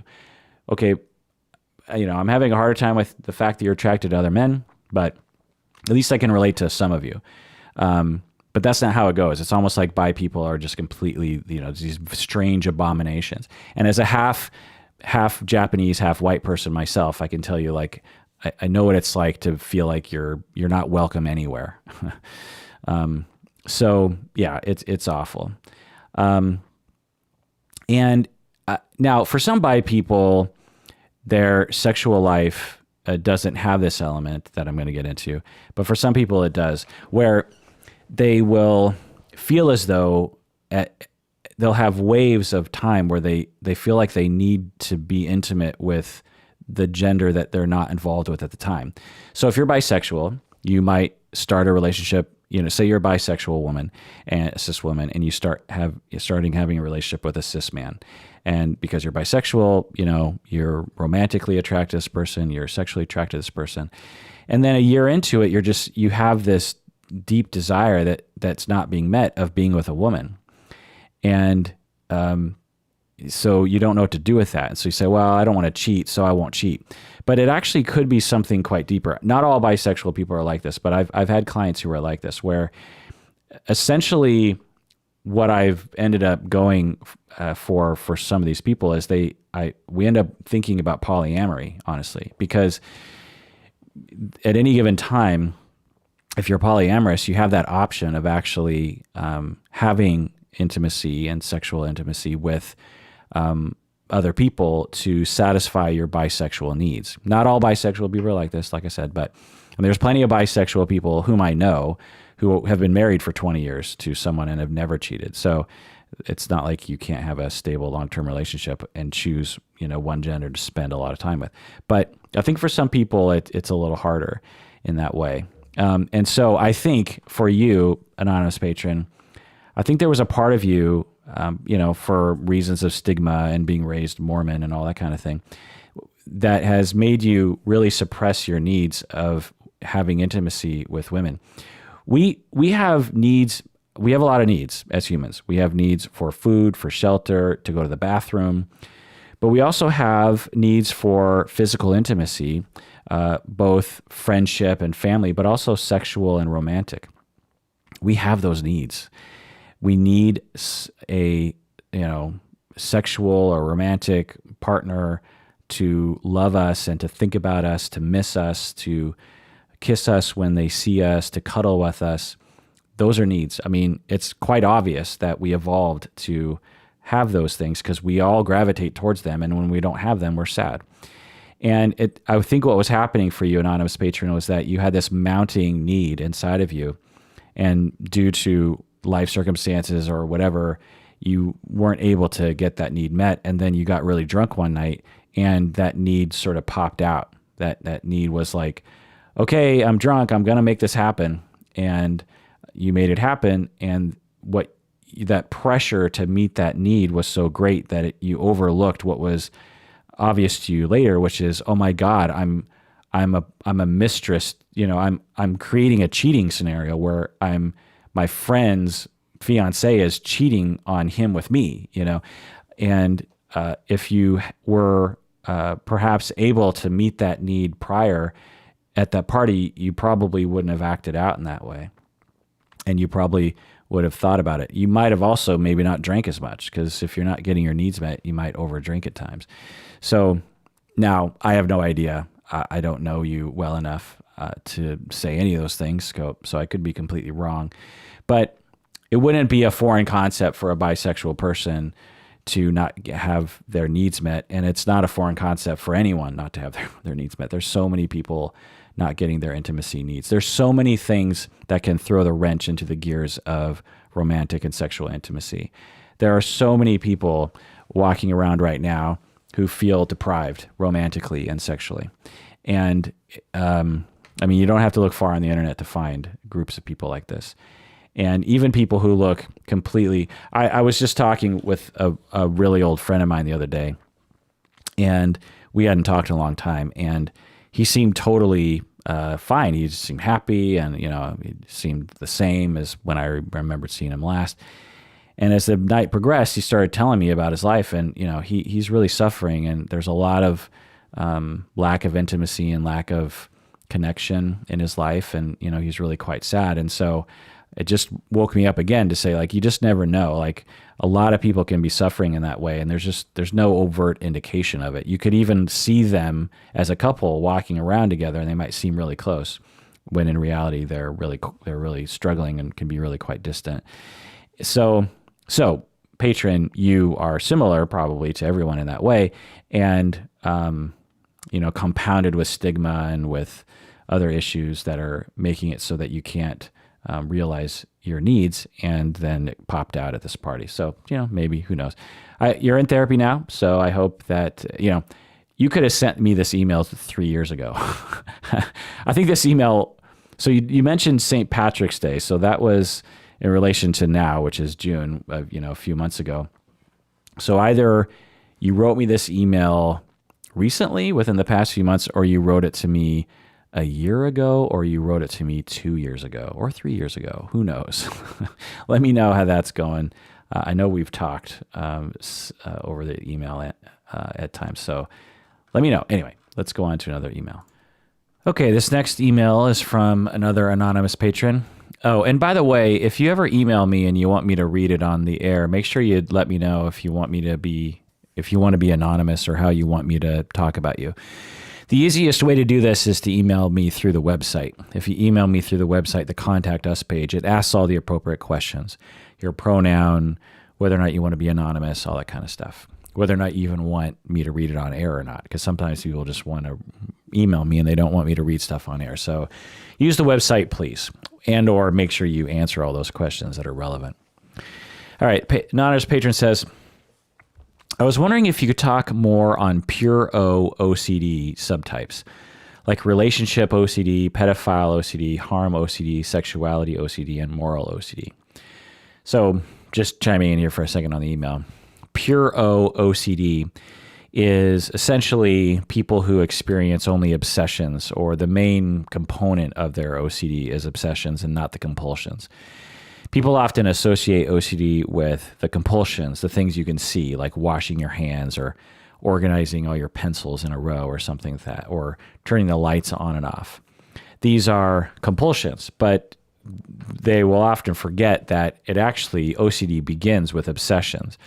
And for some people, they don't really have any compulsions that are noticeable in the classic sense. And it's more characterized as mostly or 100% obsession-related OCD. That's what pure O OCD means. She goes on, with sexuality being fluid and society tending towards progress with LGBTQIA issues, which is awesome, which is an awesome thing, obviously, I wonder how this might actually sometimes hurt people suffering from certain OCDs, like sexuality and relationship OCD in particular. So kind of summarizing what she goes on to say is, essentially with sexuality and relationship OCD, for some people with OCD, what their brain turns to obsess on is this worry that they're going to become, that their sexuality is going to change, or that they're going to do something bad to their partner. So one that I will often talk about related to this is that for some people, they will have this obsession that they're worried that they're going to jump off a bridge. So they're terrified of bridges because they're terrified that if they're on a bridge, they're going to just jump off the bridge. And so they won't go off bridges. Even though you ask them, you say, do you want to jump off a bridge? And they're like, no, but what if I did? And so that's the nature of OCD, is this, people, due to their condition, will take a small, somewhat rational worry, and it will become amplified to the point where it causes problems. Everyone would have a slight worry, I suppose, that if they're walking across the bridge, that they might suddenly decide to jump off. Everyone can acknowledge that, like, well, I've done irrational things. I suppose it's possible that I might suddenly just jump off the bridge, but I don't think that's very likely, so I'm not going to avoid bridges. I'm pretty confident that if I did have such an impulse, which I can't imagine happening, I wouldn't act on it. But people with OCD will say the same thing to some extent, but they'll say, but what if? What if it happens? That's the nature of anxiety. And so another anxiety people will say, like, well, what if I want to punch someone in the face? Or what if I want to murder somebody? I can't have any knives in the house because what if I suddenly decide to grab a knife and stab my wife? And when we hear those stories, a lot of people say, like, oh, they're a psychopath. And I suppose they might be, but relate to OCD, they're not. They just have this very common form of obsession where they have a slight worry that becomes amplified and becomes intrusive, where it just pops into their head like all day long, and it gives them a ton of distress. And so with sexuality and relationship OCD, pure O subtypes are when someone, say they're straight, and they have an obsession that they're gay or lesbian or bi or something, or asexual. And they will want, so with the bridge one, it's like, what if I decide to jump off a bridge? And then that kind of grows into something else. Like, well, what if I have this sudden urge to steer my car into oncoming traffic? It becomes this type of obsession of, like, I'm worried I'm going to do something to harm myself. Or another obsession that people have somewhat commonly, is they'll worry they're going to harm other people. Like, what if I'm taking care of my infant and I shake her so wildly that I kill her? Or what if I suddenly have this urge to, like, throw my baby over an embankment or something. These are intrusive thoughts for people who have OCD. Most people with OCD know that they're not reasonable fears, but because of the mental disorder, they can't help it. It becomes completely debilitating, and they're terrified. So in the same category of obsession, sometimes people can be married, happily married, and they become obsessed that they're not straight. And they become terrified that they're going to realize that they're gay, and then they're going to have to leave their husband, and they're going to cause all these problems, because getting divorced is, there's all this fallout, there's all these consequences. And so that's sexuality, pure OCD. Or some people will obsess that they're going to cheat, or they're going to suddenly break up, or that they no longer are going to love their spouse, even though they do. And so these are all in that category of worrying that your brain is going to do something to you, worrying that you're going to change somehow. And there are others. There's many other obsessions in this category. And this anonymous patron, she talked about this a bit, and so I asked her to elaborate, and she wrote the following here. Let me skip down. Let's see. When I got into my first long-term relationship, I had my first experience with relationship OCD. I would doubt that I really loved him. I would fixate on certain flaws of the other person, which makes it very difficult to enjoy being with them. I would obsessively fear that I would cheat on him, so I would avoid hanging out with male friends by myself. Society often triggers this too, with unrealistic depictions of love and urging people to follow their bliss over commitment. Now, I also have sexual orientation OCD. My sex drive has been low recently. When I heard your podcast about asexuality, I started obsessing that I was asexual. It was deeply upsetting to me because I don't want to be asexual. It doesn't feel right to me. Then a week ago, I read an article about how a woman in her 30s was leaving, how women in their 30s are leaving men for women and becoming lesbians suddenly. And this caused a horrible, horrible downward spiral for me. And I wondered if I was lesbian. And I know that it's OCD because I'm mostly interested in men, and I might call myself occasionally bisexual, but I know that I'm interested in men, and that I know that I'm not a lesbian entirely. But the thought of losing my attraction to men is very distressing to me, and I obsessively evaluate my attraction to all men and women in my life. And so I spend a lot of time on Google trying to figure out what's going on with me. I read about sexual fluidity and other kinds of things. I will literally Google things all day long, every day, for many days, trying to figure out what's going on. And it makes me sick and depressed. The problem is some therapists and peers don't understand this subtype of OCD, so they will say things like, well, if you're thinking about being gay, just be gay. What's wrong with being gay? You should embrace those beautiful changes. Why don't you just experiment with being gay? End of email. Yeah, right. So, I totally get what this anonymous patron is talking about. Essentially, you have OCD globally, and she talks in other parts of the email that I didn't read, in which she had hypochondria and other kinds of OCD manifestations. That's the thing about anxiety. It just kind of morphs into different topics essentially throughout your life. And so as a part of that OCD, she recognizes that she also will go down a downward spiral of terror, unreasonably worrying that she's not straight. And although it's fine to not be straight, and she recognizes that, she's like, I might have some internalized homophobia, but I would like to think that if I was actually lesbian, I'd be okay with it. And the way she describes it, it very much sounds like OCD. And it's a common one. It's a very common one. I've heard men and women talking about this sort of obsession and those problems. And when you go to a therapist and you're like, I'm really distressed because I keep thinking that I might be a lesbian, and I'm Googling all the time to figure out, most therapists are going to say, well, maybe you're lesbian, like go with it, because that's what is often a wonderful intervention for people coming out of the closet, is just to be like, it sounds like you have an emerging identity that it needs to be valued.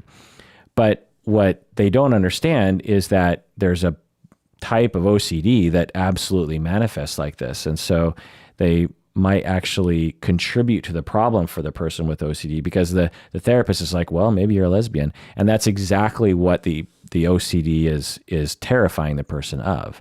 You know, it'd be like you go to a therapist about your worry that you're going to jump off a bridge, and your therapist is like, well, maybe you do want to jump off a bridge. Maybe you're suicidal. I mean, it's literally analogous in that way. And so with this misunderstanding of how to assess for someone's overall global OCD and how it might just be manifesting itself in that way. Now, having said that, it's also possible that some people are both coming out and realizing that they're a lesbian and they have OCD in this way. It could happen at the same time. But the bottom line is, anonymous patron, is that you are clearly suffering from OCD, as you know. And that is horrible. And I really, really feel your pain. And, you know, OCD is just one of the worst things. I mean, there's a lot of worse things than DSM, but OCD is just relentless. It is just this relentless, you know, I've in my head, I visualize in Lord of the Rings, you know, the ring wraiths. They're just relentless. They don't sleep. They just keep coming for you. And it's horrific. I just wish there was a pill we could take to erase this. You know, the best thing you can do is medication, try different medications, and at least once a week therapy, if not day treatment. Sometimes day treatment is what you need, because from your description, it sounds like you might actually benefit from that. Because you're talking about Googling all day, every day for several days, obsessing on whether or not you're a lesbian or whether you're asexual or not. Going to therapy once a week might not actually be enough. You might, in the same way that people with eating disorders, you know, people with eating disorders can't, for many people with the typical range of the intensity of the symptoms, you can't go to therapy just once a month, once a week. That is not enough. What you need is day treatment, where you figure out a way for your insurance to pay for you to actually go for maybe 4 to 8 hours to a facility where they can actually set up a non-triggering environment for you that involves therapy, but also just provides structure. As you get on your phone and start Googling whether or not you're a lesbian, someone's right there and they're like, hey, you're engaging in your obsession again. Let's do our deep breathing. You know, let's go to our cognitions, and, you know, they'll work with you on that right there in the moment. And at the very least, maybe find friends and family who can be there for you, because to suffer from OCD in isolation and expect that you can somehow like turn it around is totally unreasonable. People with OCD cannot turn it around with willpower. It's not possible. It's powerful. So I hope that you can get that help. And do I feel for you. The way you describe this, it just sounds so debilitating. And I'm really sorry for that. All right, let's do one more email here. This is from an anonymous patron. She writes that her husband, my husband has ADHD and was diagnosed in elementary school and still struggles today. He sees a therapist and a psychiatrist. My question is about a new diagnosis that I've been seeing called rejection sensitive dysphoria. Evidently, it's a term used in the ADHD world, but as a mental health provider, I had never heard of it. I listened to your deep dive on attachment theory, and I was relating it to attachment. It seems like it's more about those with insecure and disorganized attachment styles, not ADHD. Also, can you speak about this as a diagnostic clinical term? It's new to me, but I'm a new licensed social worker. Let's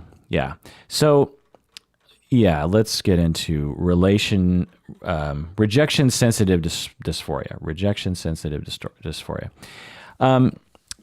I had never heard of it either. I'll just say that. I had to do a little shallow dive into it right now.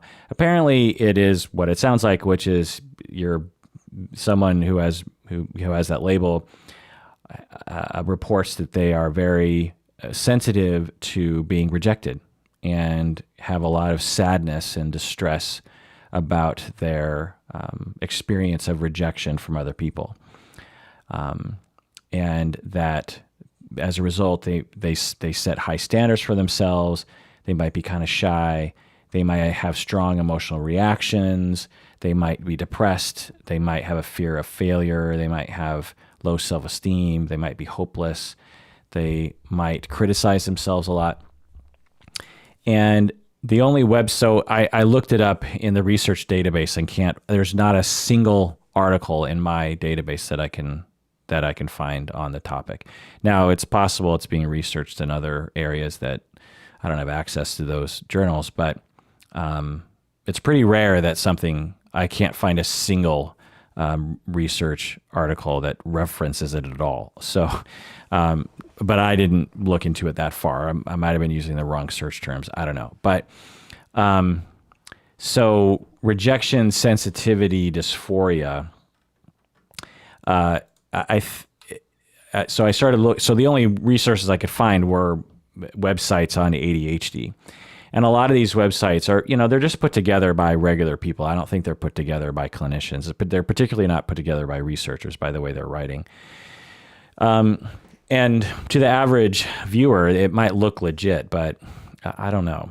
So just to quote some of the things here, they're saying, rejection sensitivity is a part of ADHD, they'll say. Okay.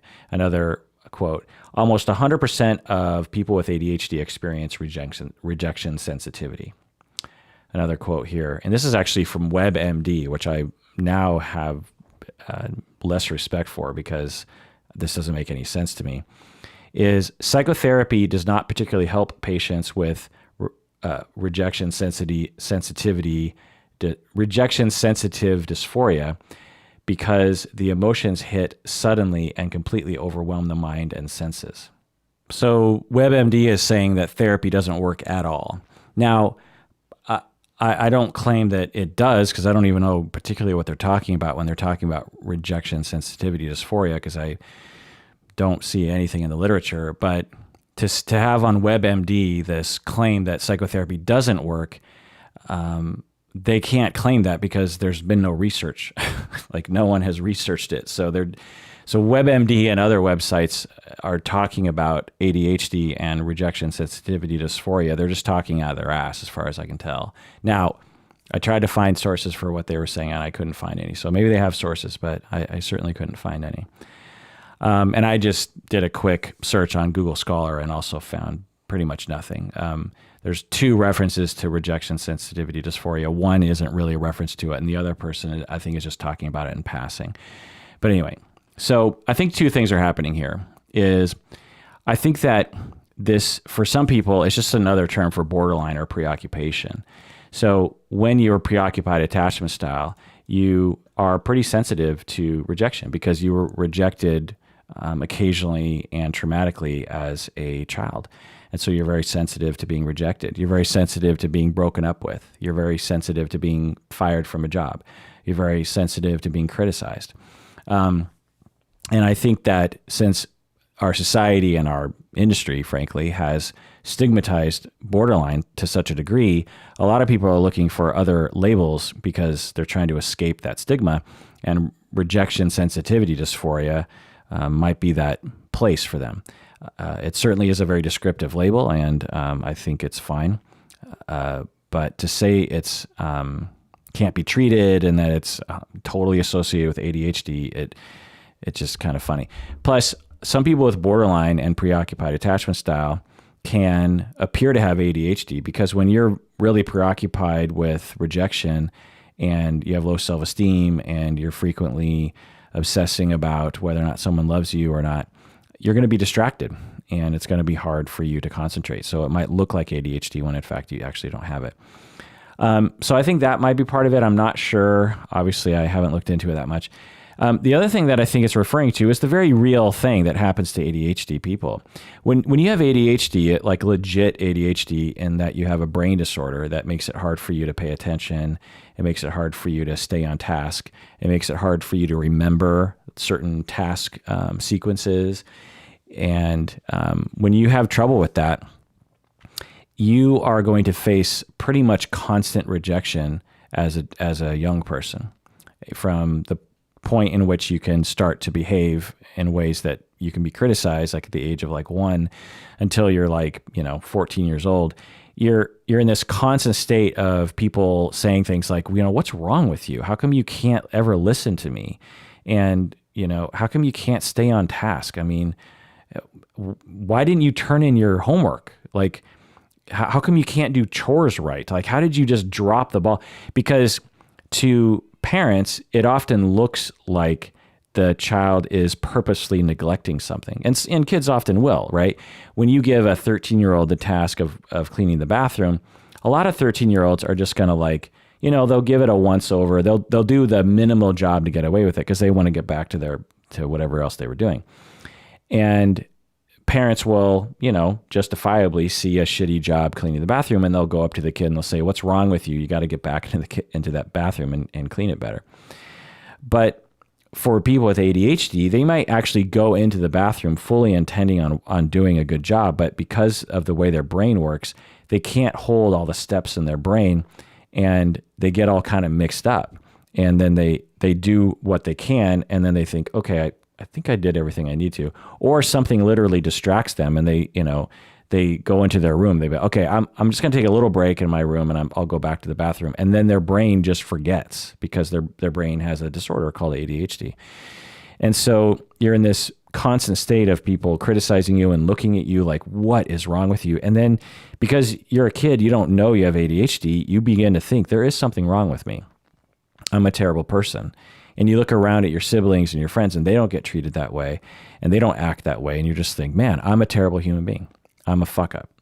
And that is an internalization that is extremely destructive to people and will create a hell of a lot of sensitivity to rejection.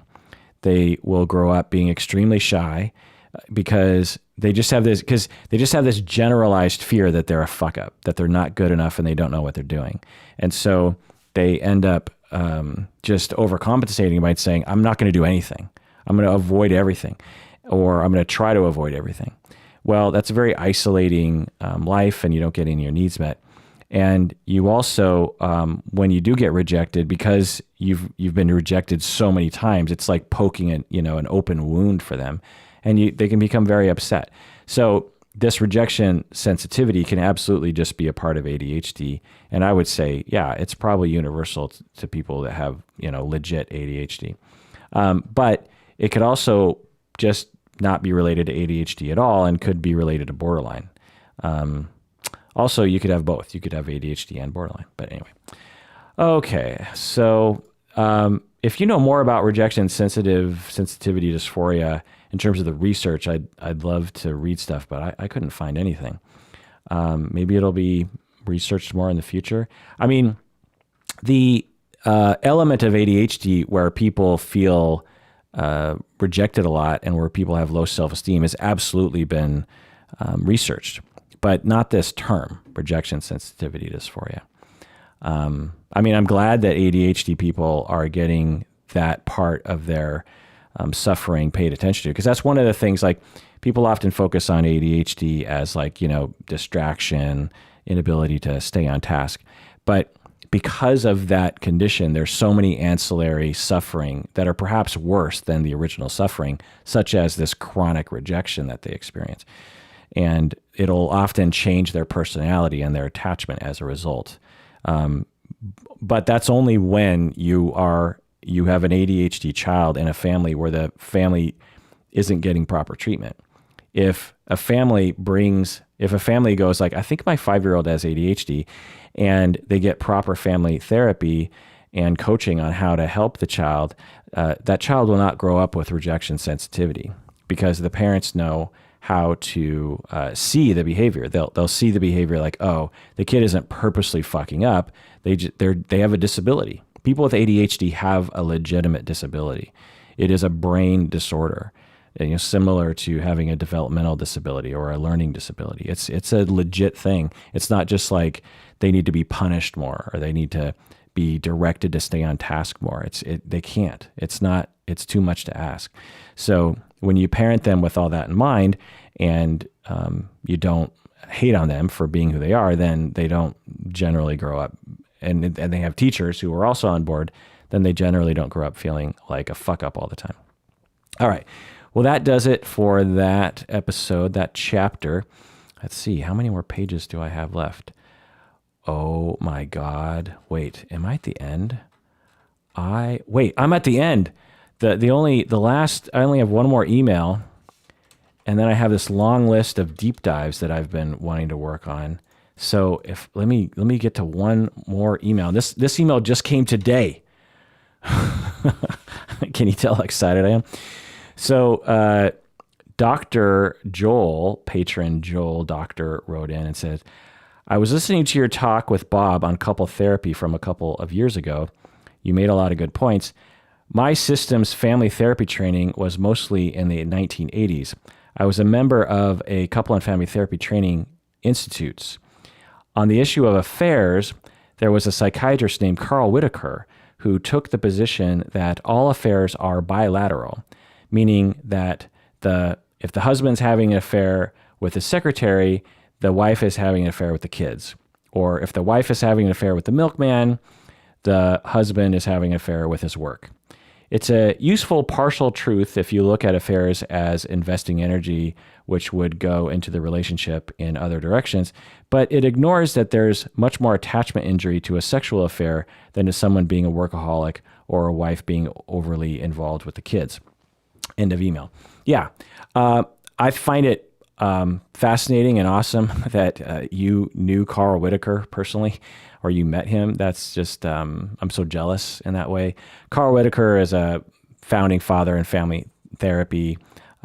He was similar to Virginia Satir in that he was very experiential and in the moment, and he had a lot of wacky ideas. He liked to kind of shake things up. And yeah, one of the things that he would say is like, because a family would come in and say the husband was upset that the wife had cheated on him. And what Carl Whitaker would, what culture would say was, well, we would blast the wife for cheating. She did something evil and she needs to be put in her place. But what Carl Whitaker would say was, well, okay, sure, she had an affair with the guy at work, but husband, you've been having an affair with your fishing every weekend, or you've been having an affair with golf. And this was Carl Whitaker's way of trying to say, look, everyone is to blame for the primary problem, the primary systemic problem of a lack of attachment. And the affair is just a symptom of that lack of attachment. And so Carl Whitaker, in this, very brief therapy sort of way, was trying to strong arm the family to realize that very quickly in his charismatic way. But I agree with Dr. Joel that if you only have that angle, it really would hurt someone's feelings. When you're cheated on. So imagine it's true that you're in a marriage, and over the span of 10 years, you get distant from your wife, and then you start getting more into work, and then boom, all of a sudden you realize your wife has been having sex with another man for the past 6 months, and you're devastated. And then you go into therapy, and the therapist says, well, sure, she had an affair with the guy at work, but you've been having an affair with work itself. That's going to hurt pretty bad. You're going to be like, well, okay, I get that I'm culpable for the distance, but I'm not fucking culpable for the affair that she fucking had, And believe me, going through infidelity recovery is intense. A lot of the couples that I work with are going through infidelity recovery. And the universal thing is that the pain that the cheated on partner goes through is intense. And the also universal thing is the cheating partner always says, and research has shown this, I had no idea how much my spouse was going to be in pain. And if I had any idea how much pain I was going to put my spouse through by cheating, I would never have done it. I had no idea that they would be hurt this much. There's this denial that people go into, or this sort of weird cultural ignorance that we have, that when we get cheated on, it is devastating to us. And people will it's trauma. You'll never forget it. 30 years later, after you've recovered from the infidelity, the cheated on partner, the images will intrusively pop into their head of because they people who are cheated on, they can't help but to like picture what happened, like what position they were in or where were they and all that kind of stuff. And it's awful. It is one of the worst things that can happen to people. And so anyway, so yeah, Carl Whitaker was both, I agree with the premise, but I would also say you can't just say that. And Carl Whitaker was kind of known for that. He didn't make a lot of apologies. And in his practice, he was actually a very good therapist, but for a lot of the things that he became famous for, I suspect that they're a little overblown. I suspect that Carl Whitaker at ground level would never just completely discount someone's feelings like that. So anyway, so that brings us to the end of all the emails. I don't know if I've ever gotten to this point. I think, occasionally I will do this. I'll do a full, clearinghouse of all the emails, and I'll get, a lot of the ways down, but I'll never get to the end. I can't tell you the satisfaction I feel because, I've been doing this podcast for almost 11 years. And since the beginning, ever increasing, I've been getting emails and too many emails to respond to. And I'm the sort of completist that I want to respond to every single email in the air. Now, more lately, as the podcast has sort of crossed a certain threshold of popularity, that is just not possible anymore. And so one of the things that I'm doing is I'm actually privileging patrons of the podcast. So if you're a patron, your question gets saved. And if you're not, then you're not as much likely to get saved. And this is something that's, I think the listeners would really benefit from hearing. I typically respond via email to all your questions. Also, I said, please use the website, but if you don't use the website, please email me. Don't ask me questions over Patreon. Don't ask me questions on Twitter. Don't ask me questions on Facebook. I don't like those interfaces for answering complicated questions. So just email me. It's the best way. In fact, people will ask me questions on Patreon, the messaging service, and I'll say, email me. I won't even respond. I'll just be like, you need to email me. Or sometimes people will contact me through like my practice Facebook page and they'll ask me a question. I'm just like, why are you here? Just email me. So yeah, but yeah, I can't answer every question. Shorter questions are easier, honestly. Sometimes people have these really long questions and I find that, it's hard for me to read those. So, if you want a response from me, like try to be concise and try to understand that I get a lot of questions. And if you write like pages and pages of detail, there's this conflict I go through because I want to care and I want to read it. But I also realize that I only have so many hours in the day. And if I read every single long email, I wouldn't be able to do the rest of my work, And so, sometimes now the other thing is what I'll do, like with the OCD person above that I talked about, I asked her for more detail. She gave me a little bit of detail, and then I was like, that's interesting. I don't know if I've ever talked with someone directly with that condition. Can you give me some more detail? So if I need more detail, I'll ask for it. But so maybe just start with something that's shorter. I always appreciate getting emails.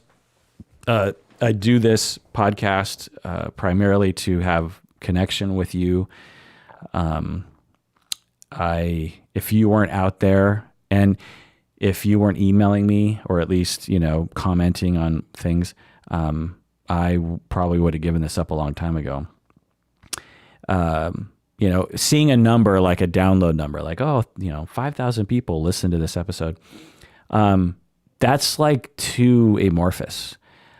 It's so much more real when someone emails and said, hey, I listened to your episode today. And even more real when you come to the 11th anniversary show and I see you face to face. I can't emphasize that enough. When I actually meet listeners face to face, in fact, some of the emails that I listened today, I actually met you face to face. I remember meeting you at previous events. There is something just profoundly meaningful. Me and Umberto, after our first live show in which we met listeners really for the first time, people flew from all over the world, from Mexico, from Ireland, from California, from Maryland, and from all over the United States and other places. And it was amazing. It was like, oh my God, I finally, because some people I'd been corresponding with a lot, but what am I trying to say? I'm trying to say is that this podcast is not a one-way street. And if I didn't feel as though it was, meaningful to people, and if I wasn't having some kind of back and forth with people, I wouldn't be doing it. Like I said, I have always been that sort of way. Like when I started the podcast, I could have done like the vast majority of other podcasters and just did it by myself. I could have started Psychology in Seattle by myself, but that was like completely not on the table. I was like, I'm never going to do this on my own. I don't want to do it on my own. I could do it on my own, but I don't want to. So I got my good friends, Lita and Umberto, who I hung out with all the time anyway. And I said, hey, let's start a podcast together. And so it's always been that way for me. I want attachment with other human beings because I deserve it and so do you. So take care of yourself also because you deserve it.